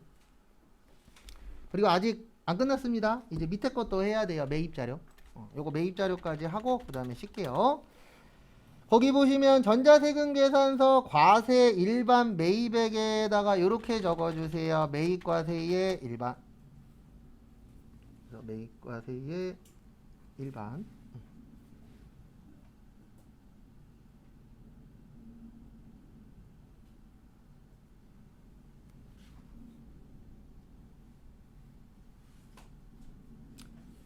그 다음에 다음 거 보시면은요. 그 다음에 거기 밑에 보시면 사업과 관련 없는 거, 사업과 관련 없는 건 매입 불공의 일반이에요. 그 다음에 마지막 세 번째가 신용카드는 매입 카과의 일반. 그리고 요거 꼭 기억하셔야 됩니다. 불공은 몇 번 넣는다? 2번. 그래서 2번 입력하셔야 돼요.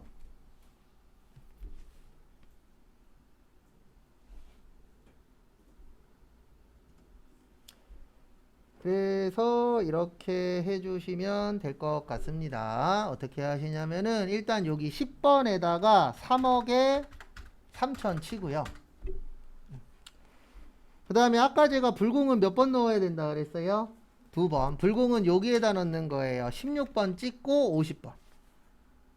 그래서 불공은 좀 기억을 해주세요. 몇 번 넣어야 된다고요? 2번 넣는데 몇 번 누르고 누르는 거라고요?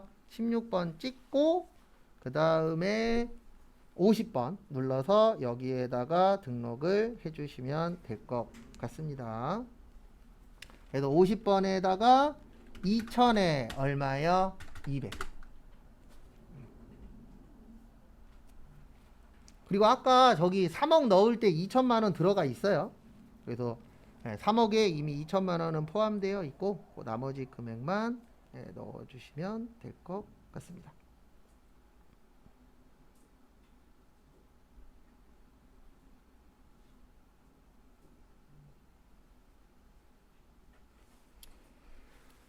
그 다음에 저기 신용카드는 여기에다 넣으시면 돼요. 41번에다가. 그래서 41번에 2000에 얼마요? 200.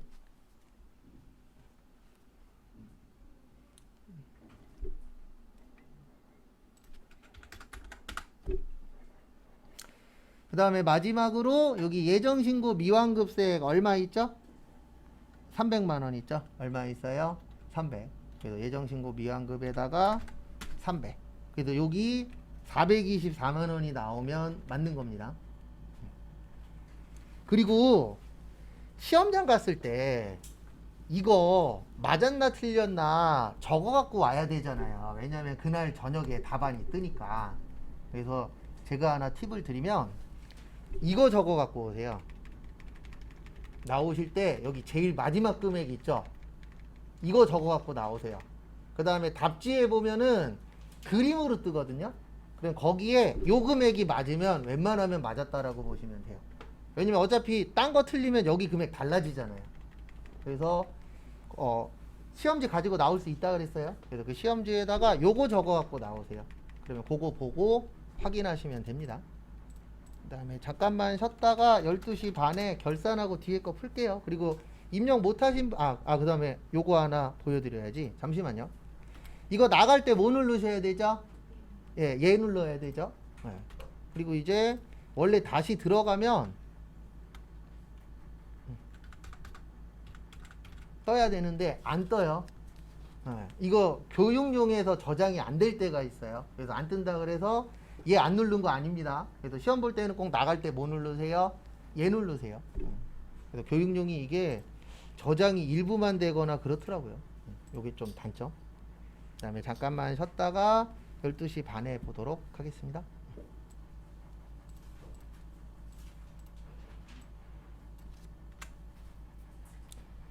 그 다음에 결산할 때 요거 꼭 잘 안 되시는 분은 이거 먼저 하세요. 1번에 수동, 2번 수동, 3번 수동, 4번 수동, 5번만 뭐야?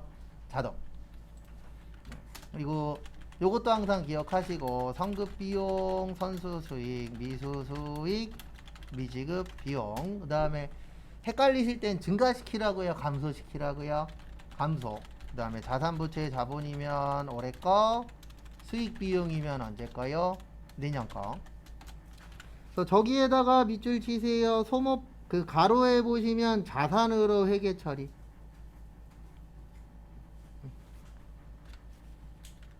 그러면 증가시키자고요, 감소시키자고요? 감소. 자산의 감소 어느 변이요? 대변. 대변의 소모품. 그 다음에 무슨 부서가 구입하신 거래요? 제조부. 그래서 500번 때 뭐요? 소모품 비. 일단 나오면 뭘로 처리했대? 그러면 무조건 감소시키세요.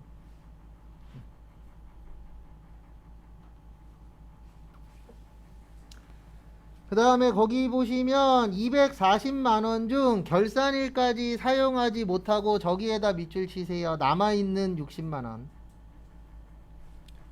그럼 우리 이거는 이해하셔야 됩니다. 남아있는 건 올해 쓸 거예요? 내년에 쓸 거예요? 내년에 쓸 거죠? 그래서 60만원은 차기예요. 그러면 240만원 중에서 60만원이 차기니까 올해 건 얼마죠? 180이죠. 얼마예요? 180. 그러면 자산부채 자본일 때는 언제 거 쓰는 거라고요? 올해 거 쓰는 거예요. 단기 거. 그래서 얼마예요? 180. 근데 이거 왜 이렇게 되냐면 제가 하나만 알려드릴게요. 조금 이제 이렇게 푸시는 게 좀 도움이 되시는 분도 있을 수 있으니까. 소모품 240만 원어치 샀다 그랬죠. 그러면 차변의 소모품 얼마예요? 240. 요게 구입분계가 되는 거예요. 그러면 이렇게 되는 거잖아요. 240에서 180 빼면 얼마 남죠? 60만 원 남잖아요. 우리 남은 거 얼마가 필요해요? 60. 그래서 줄여주는 거예요. 왜냐면 내가 살 때 240 샀는데 얼마 남았대요? 60 남았대요. 그럼 240에서 얼마 빼야 60이 돼요? 180. 그 다음에 180만 원은 올해 쓴 거잖아요. 올해 거는 수익 아니면 뭐라고요? 비용. 그래서 소모품비 얼마요? 180.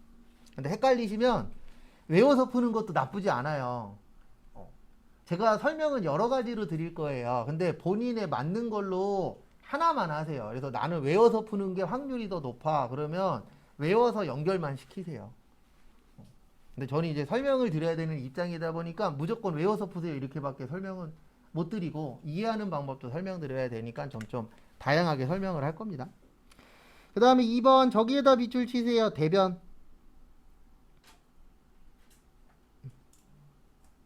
증가시키라고요? 감소시키라고요?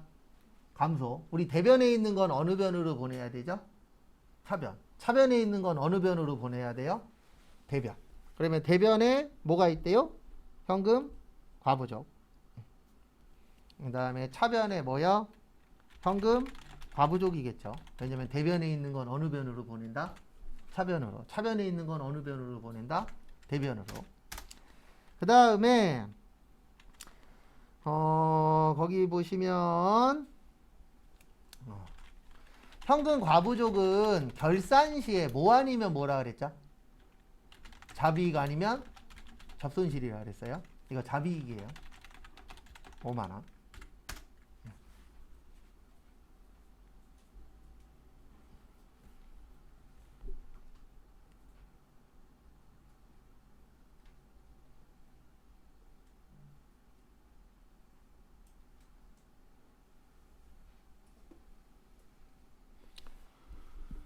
그래서 왜 자비익 5만원인지 설명드릴게요. 이거 대변에 있는 현금과부족 분계가 이렇게 돼요. 차변에 현금 5만원, 대변에 현금과부족 5만원. 이게 원래 분계거든요. 처음 분계. 그러면 현금이 자산의 뭐죠? 증가죠. 그러면 현금 많으면 좋아요, 나빠요? 좋죠. 그래서 무슨 이익? 자비. 원래는 이게 제일 좋은 거예요. 뭐가 제일 좋냐면 지문만 보고 앞에 분계를 내가 만들 줄 알면 뒤에 분계는 이해가 돼요. 근데 문제는 뭐냐면 앞에 분계 만드는 데만도 좀 시간이 좀 걸리더라고요.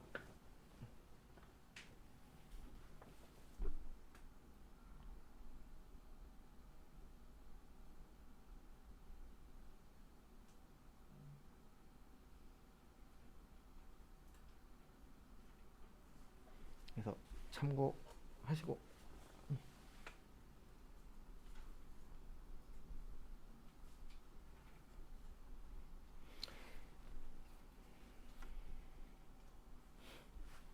그 다음에 3번 저기에다 밑줄 치세요. 예금. 요거는 요렇게 연결을 하시면 좋아요. 우리 딴 건 몰라도 이건 알잖아요. 이건 회계 안 배워도 압니다. 우리 예금 왜예요? 뭐 받으려고? 이자 받으려고. 맞잖아요. 우리 예금하는 이유가 네, 안전하게 이렇게 보관할 수도 있고, 그 다음에 넣어놓으면 뭐 주세요?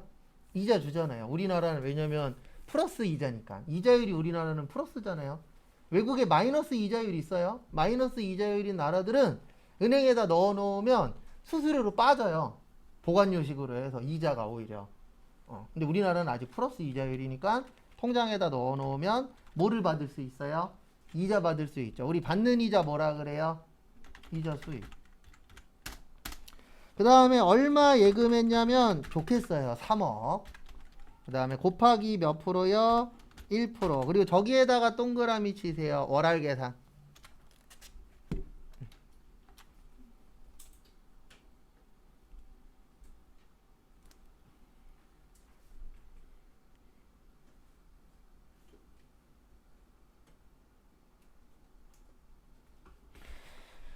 그 다음에 월할 계산 나오면 12분의 몇 하란 뜻입니다. 그래서 12분의 거기 보시면은 몇 월부터죠? 4월부터죠. 그래서 4, 5, 6, 7, 8, 9, 10, 11, 12 하면 몇 개월이요? 9개월. 그래서 뭐가 필요하다고요? 계산기. 그래서 3억에 1%에 나누기 12 곱하기 9 하면 225만 원 나와요. 그래서 이자 얼마요? 225. 근데 거기 지문에 보시면 이자는 나중에 받는데요. 그러면 이렇게 이해를 하셔야 됩니다. 이자 받았다, 못 받았다. 못 받았다, 못 받았다. 무슨 수익? 비수 수익. 그러니까 이게 결산이 어려운 게 이해도 해야 되지만 어느 정도 암기도 해야 돼요. 그래서 우리가 이자 받으면 이자 수익이야. 이자 주면요? 이자 비용이야. 그 다음에 먼저 받으면 선수 수익이고 못 받으면 미수 수익입니다. 그래서 지금은 받았대요, 못 받았대요? 못 받았대요.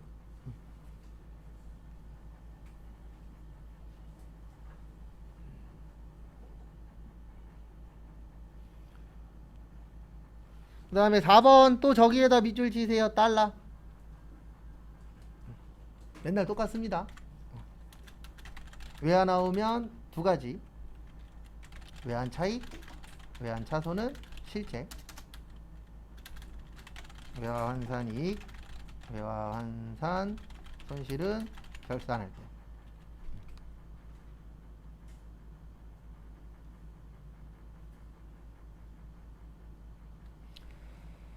그래서 보시면 저기 외상 매출금입니다. 그래서 외상 매출금은 자산이에요. 그래서 항상 외화는 세 줄로 풉니다. 자산. 그 다음에 2만 달러 곱하기 매출 당시 환율 얼마였대요? 1150원.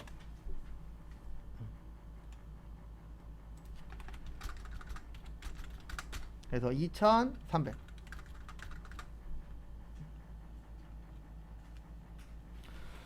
그 다음에 2만 달러 곱하기 결산 시에 얼마 됐어요? 1200원. 그러면 2400. 그러면 이렇게 이해를 하셔야 됩니다. 2300이 얼마 됐다? 2400 됐다. 그러면 자산의 증가. 외상 매출금 100. 그 다음에 자산이 많아지면 좋은 거예요? 나쁜 거예요? 좋은 거예요. 왜냐면 내 돈이 늘어났잖아요. 외화 환산 이익 100.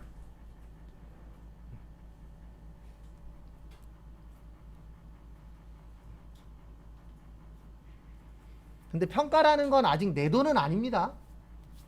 내 호주머니에 들어와야 내 돈이 되죠. 그래서 정리하시고.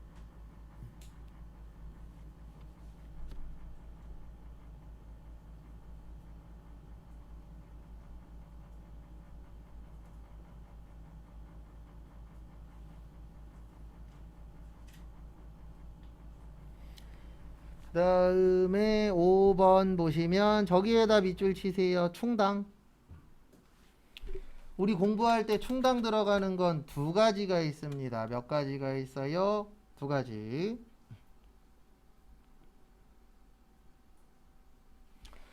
그래서 두 가지가 있는데 하나는 대손충당금, 또 하나는 퇴직급여 충당 부채. 이렇게 두 가지가 있고요. 얘네 다 보충법입니다.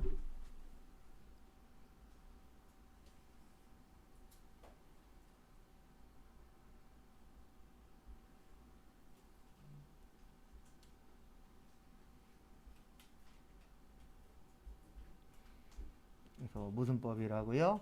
보충법. 그래서 이렇게 계산하는 거예요. 생산은 3,000에서 얼마 빼요? 1,500. 그래서 1,500. 그 다음에 판매는 1,000에서 얼마 빼요?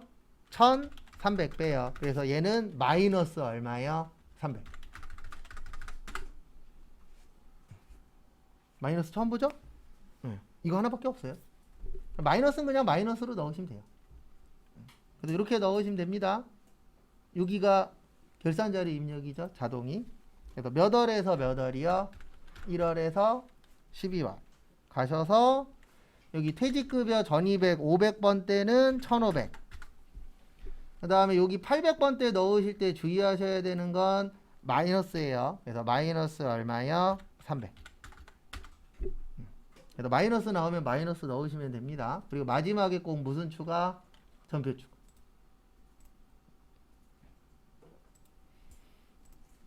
그리고 예전에도 설명드렸고 남은 기간 동안에도 똑같은 얘기 또 할 건데 뭐냐면 결산 안 되시면 결산만 계속 푸세요. 그 다음에 일반 전표 안 되면 일반 전표 안 되는 것만 계속 보시고, 왜냐면 어차피 잘 되는 거는 보면 시험장 가서도 잘 될 확률이 높아요. 근데 안 되는 거는 확률적으로 봤을 때 시험장 가서도 안 될 확률이 어때요? 높아요. 그러면 일단 잘 되는 쪽은 어느 정도 점수가 나오시는 분들은 안 되는 거 위주로 보시고, 그 다음에 잘 되긴 하는데 점수대가 좀 애매하신 분들은 그 잘 되는 거 조금 더 보시고, 그 방법밖에 없어요. 그 다음에 이것도 꼭 기억하십시오. 우리 수동결산은 일반 전표 몇 월 며칠이요? 12월 31일. 그 다음에 자동결산은 결산 자료 입력하시고 마지막에 꼭 무슨 추가? 전표 추가 꼭 눌러주셔야 됩니다.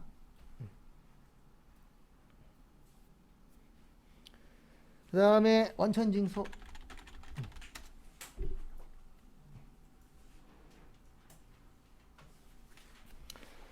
원천징수 보시면 아래 자료를 근거로 하여 영업부 사원 김한국 씨의 사원 등록을 하고 김한국 씨의 부양가족을 부양가족 명세서에 등록한 후 저기에다 밑줄 치세요. 세부담 및 최소화. 그냥 하던 대로 하면 됩니다. 세부담 최소화라고 나오면 그냥 맞게 넣어라 그 뜻이지 뭐 다른 거 없어요. 일단 여기로 들어오세요. 원천징수에서 무슨 등록이요? 사원 등록. 그래서 사원 등록 눌러주시고요.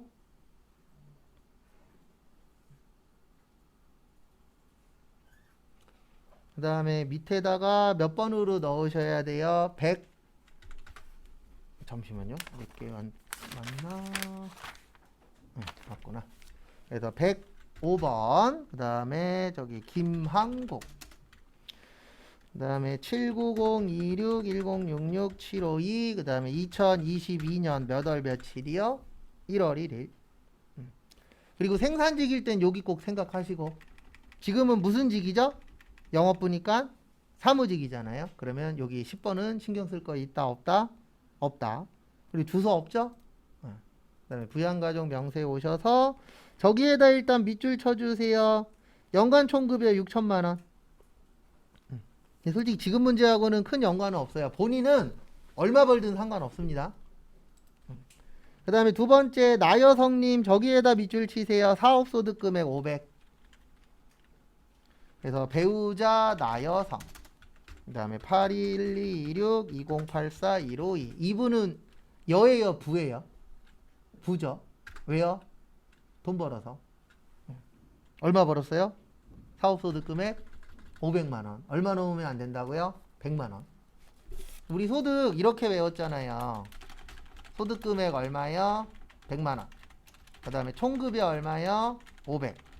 그 다음에 근로소득 금액 얼마요? 150. 그 다음에 이자 배당 얼마요? 2000. 그 다음에 기타 소득 금액 얼마요? 300. 여기에 없으면 다 여기에요. 그래서 사업은 얼마 넘으시면 안 돼요? 100만원. 그래서 붑니다. 그 다음에 저기 김한국의 직계존속 1번 김조선님 49091210242337 저기에다 밑줄 치세요. 분리과세. 무슨 과세요? 분리과세. 분리과세라고 나오면 거기에 소득이 얼마라고 쓰여있든 0으로 보는 거예요. 왜냐면 분리과세의 뜻이 뭐냐면은 세금 내면 더 이상 세금 낼 게 없다. 돈 받았을 때 세금 떼고 세금 내면 더 이상 세금 낼 게 없다. 그래서 그리고 기타 소득 금액 200이잖아요. 300보다 작으니까 요분은 몇 세 이상이요? 60세 이상. 그 다음에 70세니까 뭐까지요? 경로 우대까지 선택을 해주셔야 되세요. 그 다음에 저기 강춘자님에다가 밑줄 치시고 나여성의 직계존속입니다. 그러면 이것도 시험 보실 때 잘못 넣을 수가 있어요. 배우자의 직계존속은 2번이에요. 여기 써 있잖아요. 이거 1번으로 넣으면 틀립니다. 그래서 우리 부모님이냐 배우자의 부모님이냐 그거 구별 잘 하셔야 돼요.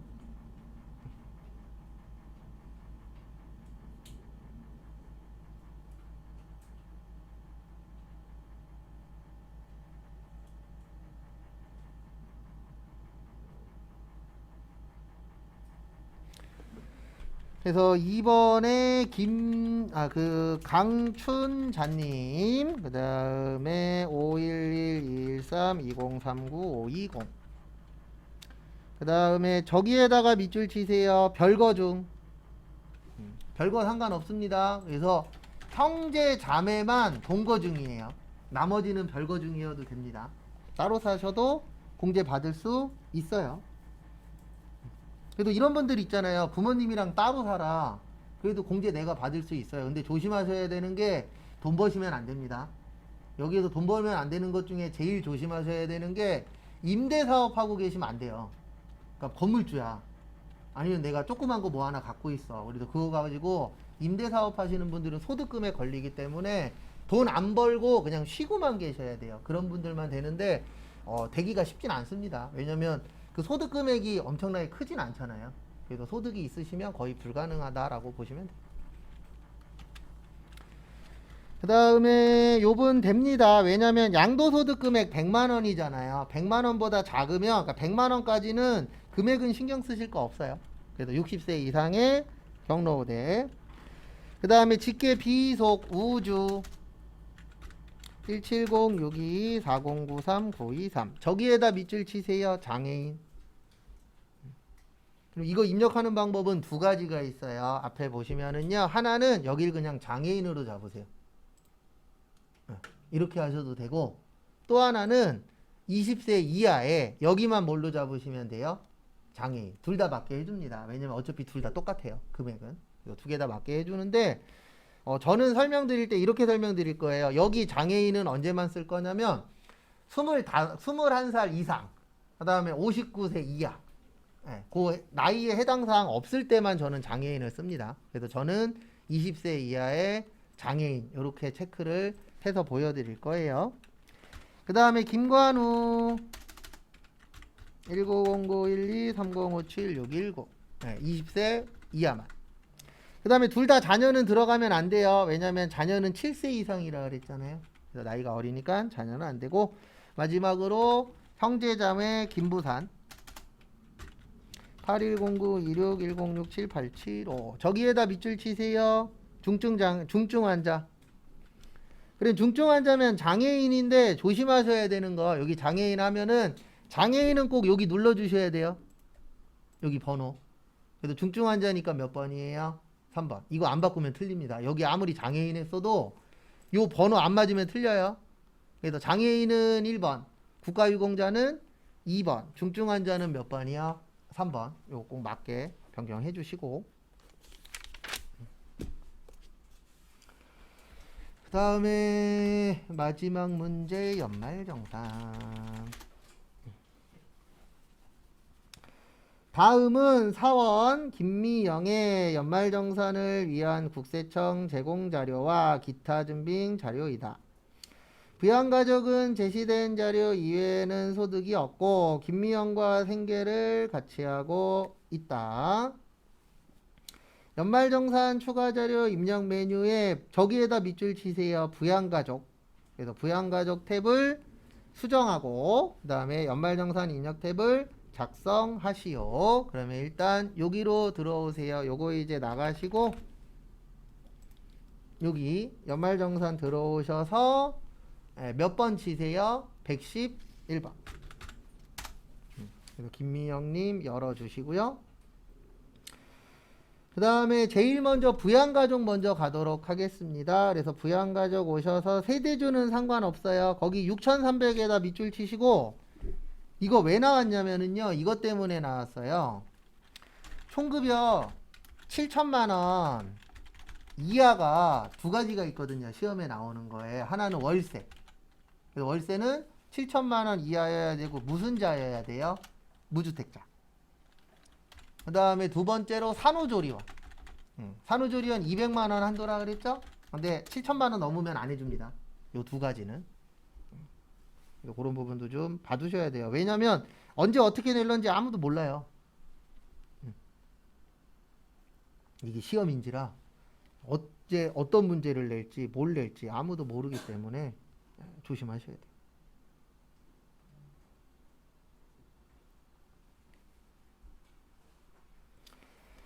그 다음에 같이 또 보시면은요. 일단 본인은 되니까 뭐 신경 쓸 거 없고요.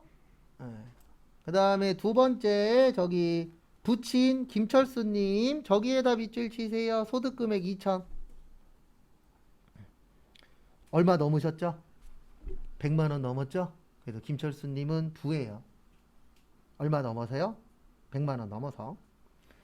그 다음에 직계존속 전영희님은 아무것도 없이 나오면 소득이 없는 겁니다. 그래서 60세 이상의 경로부대.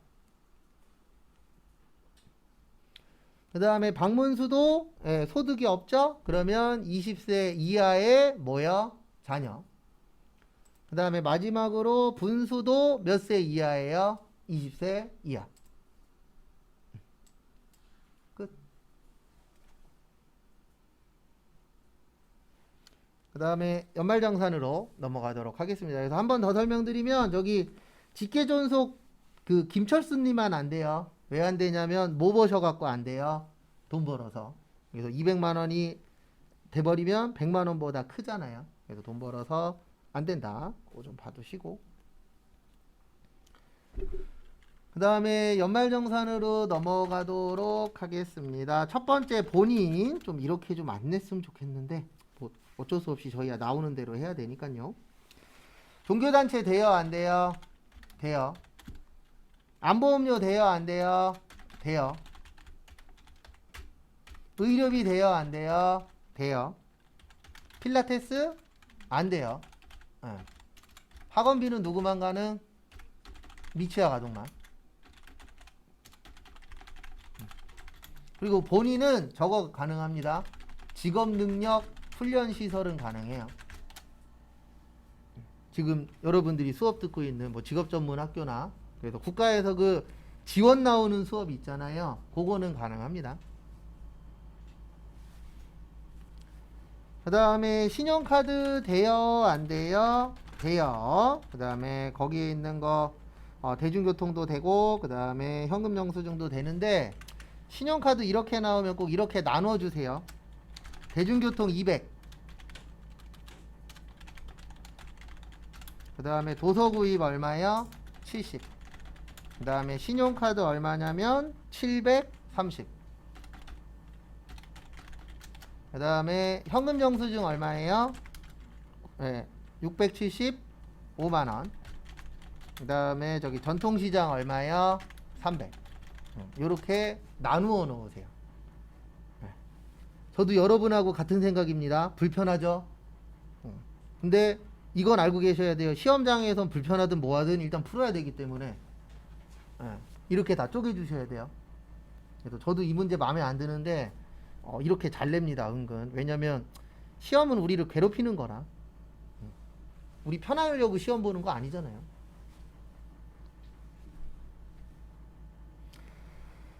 그 다음에 다음 거 보시면 이렇게 한 명씩 등록을 하셔야 됩니다. 그래서 입력 보시면은요. 일단 제일 먼저 뭐 먼저 나올 거예요? 그냥 순서대로 할게요. 기부금. 그래서 기부금 가서 종교단체 가갖고 얼마 넣으세요? 200. 그래서 종교단체 제일 밑에 있죠? 그 다음에 안보험료는 일반에다 넣는 거예요. 어디에다 넣는 거예요? 일반. 그래서 일반에다가 얼마 입력하냐면 어디 갔냐? 일반에다 90. 그 다음에 의료비는 이게 옛날 거다 보니까 이렇게 나온 거고요. 지금은 여기에다 넣는 겁니다. 무슨 가족에다가요? 부양가족의 의료비 가셔서 F2. 그 다음에 김미영 상호 없고 아무 말 없으면 뭐라고요? 국세청장. 그래서 국세청장 선택하시고 한 건의 금액은 90. 그래서 요거 꼭 숙지하고 계셔야 돼요. 의료비는 여기에다 넣는다. 그 다음에 필라테스 안 되고 그 다음에 제일 까다로운 신용카드. 그래서 신용카드에 대중교통에 얼마요? 200. 좀 신용카드 이렇게 좀 안 냈으면 좋겠는데 이렇게 잘 내요. 도서공연에 70. 그리고 여기 도서공연도 써있죠? 여기 앞에 얼마 이하요? 7천 이하. 근데 뭐 여기는 적혀 있으니까 따로 외우실 건 없어요. 그래서 도서공연 7천. 그 다음에 아까 신용카드 얼마였냐면은 730. 그래서 신용카드에 730. 그 다음에 현금 영수증 얼마였죠? 675만원. 그 다음에 전통시장 얼마요? 300.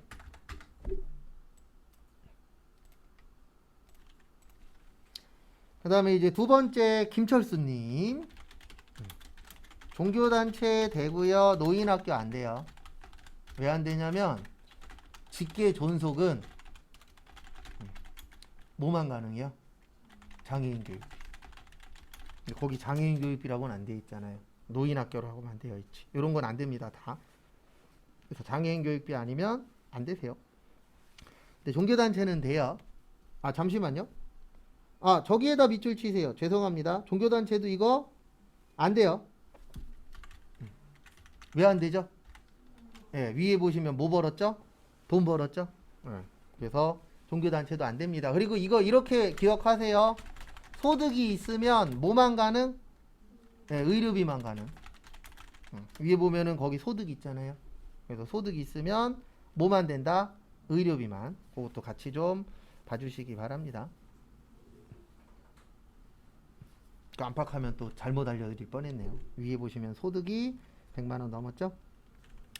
그 다음에 전영희님 의료비 되고 종교단체 외 되고 직불카드 되는데 직불카드는 500만원이고요. 그 다음에 전통시장 얼마 있어요? 100만원. 왜냐면 전영희님 소득이 없잖아요.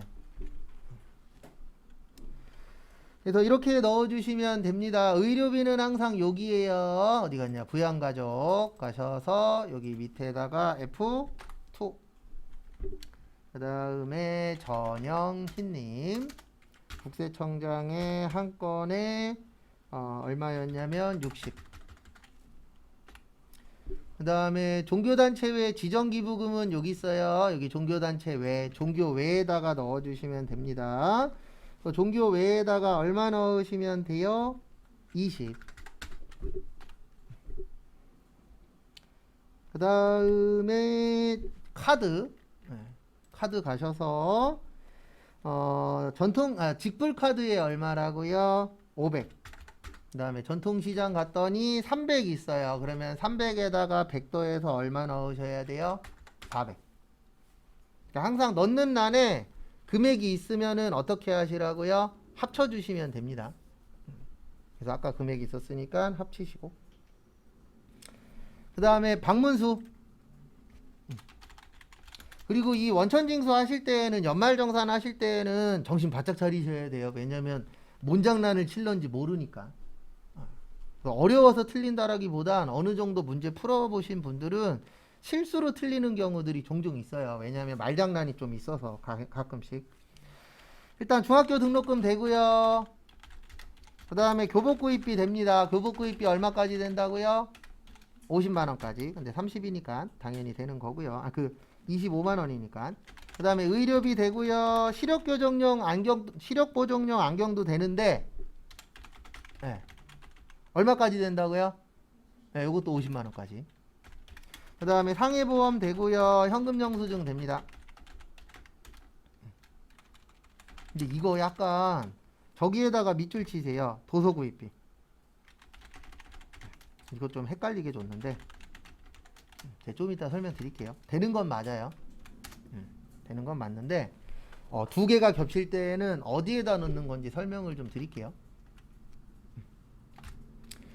일단 하나씩 넣어보도록 하겠습니다. 여기 교육비 가셔서 요게 키포인트예요. 뭐가 핵심이냐면 중학교 등록금도 교육비죠. 맞죠? 그 다음에 교복구입비도 교육비죠. 그러면 합쳐서 넣는 거예요. 그래서 80만원, 25만원이 아니고 합쳐서 얼마예요? 105만원을 넣는 겁니다. 여기 초중고에다가. 왜 합치는지 이해하셔야 돼요. 둘 다 같은 거잖아요. 그러면 같은 거일 때는 어떻게 넣는다고요? 합쳐서. 그래서 105만원을 넣어주셔야 되세요. 그 다음에 의료비는 여기 가서 한다 그랬죠. 무슨 가족 가서 한다고요? 부양가족. 그래서 부양가족 가셔서 의료비를 넣는데 방문수 국세청장 하나에 그 다음에 70만원 70만원하고 거기 밑에 15만원 있죠. 요거 합쳐서 넣어도 지장은 없어요. 따로따로 넣으셔도 되고 여기에다가 뭐해서 넣어도 돼요. 합쳐서 넣어도 지장 없습니다. 근데 저는 따로따로 넣는 게 습관돼서 저는 아마 보여드릴 때 따로따로 넣을 건데 합쳐서 넣었다 해서 틀린 거 아니에요.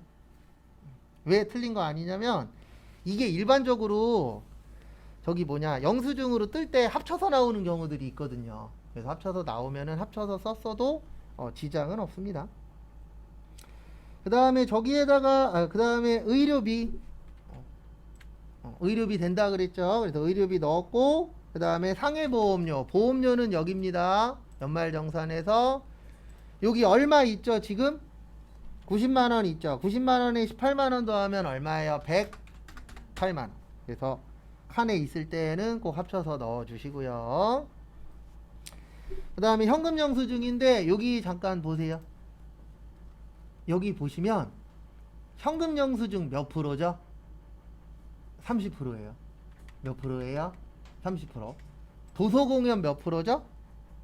30%죠. 그러면 이때는 여기에다 넣어도 맞고 요 밑에다 넣어도 맞아요. 왜냐면 둘 다 몇 프로기 때문에 30%기 때문에. 근데 만약에 여기에다가 현금영수증 해놓고 전통시장이라고 했어. 그러면 무조건 전통시장에다 넣어야 돼요. 왜냐면 전통시장은 몇 프로예요?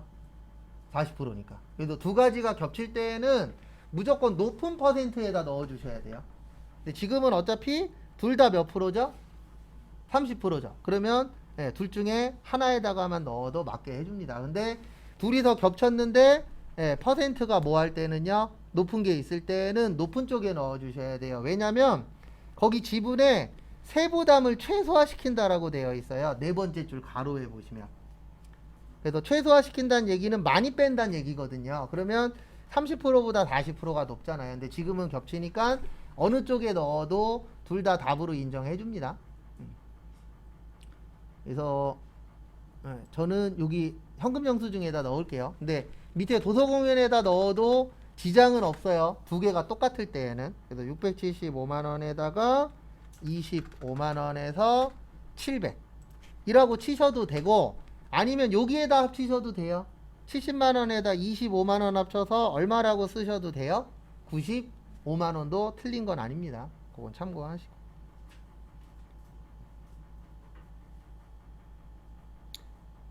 그 다음에 다음 것도 보시면은요, 저기에다가 밑줄 좀 쳐주세요. 박분수 유치원하고 저축성. 유치원은 됩니다. 근데 뭐는 안 되죠?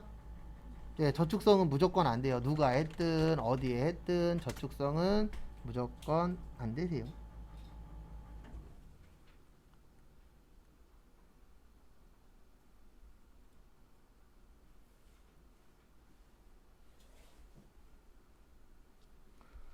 참고하시고 그래서 이렇게 넣어주시면 됩니다. 일단 여기 교육비 가셔서 네, 취약전 아동에다가 얼마 넣으세요? 180. 그 다음에 저축성은 안 되죠? 끝. 그 다음에 한 번 더 정리하고, 그 다음에 내일 시험 볼 거 관련돼서 몇 가지 좀 설명드리고 마무리하도록 하겠습니다. 그래서 일단 저기부터 설명드릴게요. 628페이지 위에 보시면 직계존속 부 왜 안 된다고요, 김철수님? 예, 돈 벌어서 안 돼요. 100만 원 넘어서. 그 다음에 밑에 연말정산 보시면 필라테스 안 됩니다. 학원은 누구만 된다고요? 미취학 아동만. 그 다음에 부는 종교단체 기부금도 안 되고 노인대학교 등록금도 안 돼요. 왜 안 되냐면 돈 벌면 소득 있으면 뭐만 가능하다고요? 의료비만. 근데 여기는 기부금하고 교육비잖아요. 네. 그리고 거기에 내용이 맞는 거더라도 무조건 안 됩니다. 그래서 소득이 있으면 뭐만 가능? 의료비만. 요건 외우셔도 돼요. 그 다음에 자 방문수 보시면 저기 어디냐? 다 되죠? 네, 다 되는 거고. 그 다음에 마지막에 박분수 보시면 뭐는 안 돼요? 저축성은. 근데 왜 안 되냐면 우리 보험이 원래 보장성이잖아요. 다쳤을 때 받는 건데 저축성까지는 인정을 뭐 해주겠다? 못 해주겠다. 근데 왜 그러냐면 일반적으로 저축을 한다는 얘기는 이거는 이제 세법적으로만 보는 거예요. 돈 많은 게 잘못된 건 아닙니다. 저축성 보험까지 들 여력이 일반적인 집은 돼요? 안 돼요? 잘 안 되죠. 일반적인 서민분들은 보장성 보험 위주로 들지 저축성 보험까지 들기가 쉽진 않아요. 그나마 저축성 보험으로 드는 것 중에 제일 많은 건 저겁니다. 연금보험. 연금보험은 그나마 좀 들긴 하잖아요. 그래도 그런 게 아니기 때문에 저축성은 일반적으로 안 된다라고 보시면 됩니다. 그리고 앞에 잠깐만 봐주세요. 연말정산이 잘 안 되시는 분들은 꼭 이렇게 연습하세요. 어떻게 연습하시냐면 우리 지금 99회부터 풀었잖아요. 그러면 한 번씩 푸신 다음에는 꼭 재업데이트 해주셔야 돼요. 우리 이거 있잖아요. 뭐 있냐면은 어디 갔냐? 그러니까 또 푸실 때에는 꼭 이거 해주셔야 돼요. 뭐 해주셔야 되냐면 우리 기출문제에 여기 2022년 있죠. 이거 다시 설치해 주셔야 돼요. 풀었던 거 또 푸실 거면. 왜냐면 풀었던 거 들어가면은 기존에 넣은 데이터가 들어가 있어요. 그래서 이거를 리셋 시키는 방법은 요거 다시 깔면 돼요. 그래서 우리 더블 클릭해서 깔고 그 회사 등록해서 요거 있잖아요. 회사 코드 뭔 생성이요? 재생성 하면은 기존 데이터 다 날라가고 다시 제로로 가요. 그래서 풀었던 거 또 연습하실 분들은 그렇게 하시면 되시고요. 그 다음에 저희 다음 주는 무조건 최신 거 풀 거예요. 2022년도 거. 최근에 거 풀 건데 연습하실 분들은 그 USB 있죠. USB 가지고 오세요. 제가 오늘 정리해서 내일 깔아드릴게요. 다음 주 연습할 것만 한 3개씩인데 제일 최근 걸로 3개 풀 거예요. 근데 왜 제일 최근 걸로 푸냐면 시험 때 가장 최근 것 중에서 한두 개 정도 비슷한 걸 내요. 그래서 어쩔 수 없이 마지막 주에는 최근 걸 풉니다. 그리고 최근 거 풀 거고 그 다음에 다음 주 금요일은 총정리 할 거예요. 근데 총정리를 하긴 하는데 아마 총정리의 주는 이쪽이 될 거예요. 전산에게 1급이 될 겁니다. 왜 그러냐면 전산세무 2급은 정리를 해드리고 싶어도 할 수가 없어요. 그냥 한번 훑어보는 건 되는데 정리 자체가 안 돼요. 얘 때문에. 부가가치 때문에. 왜냐면 하나, 여기 둘, 여기 셋, 넷, 다섯, 여섯, 일곱, 여덟, 아홉, 10개거든요. 종류만 일단. 10개에다가 얘는 또 4개예요. 그러면 13개. 그 다음에 신고서는 또 버전이 또 4개예요. 그러면 거의 16개를 해야 되기 때문에 이게 정리가 안 돼요. 그래서 주는 일단 요쪽에 맞춰서 정리하고 그 다음에 세무는 조심해야 될 것들 설명을 드릴 거예요. 그래서 아마 전날 4시간 내내 저 혼자 떠들 거예요. 금요일 날은. 그거 참고하시고 그 다음에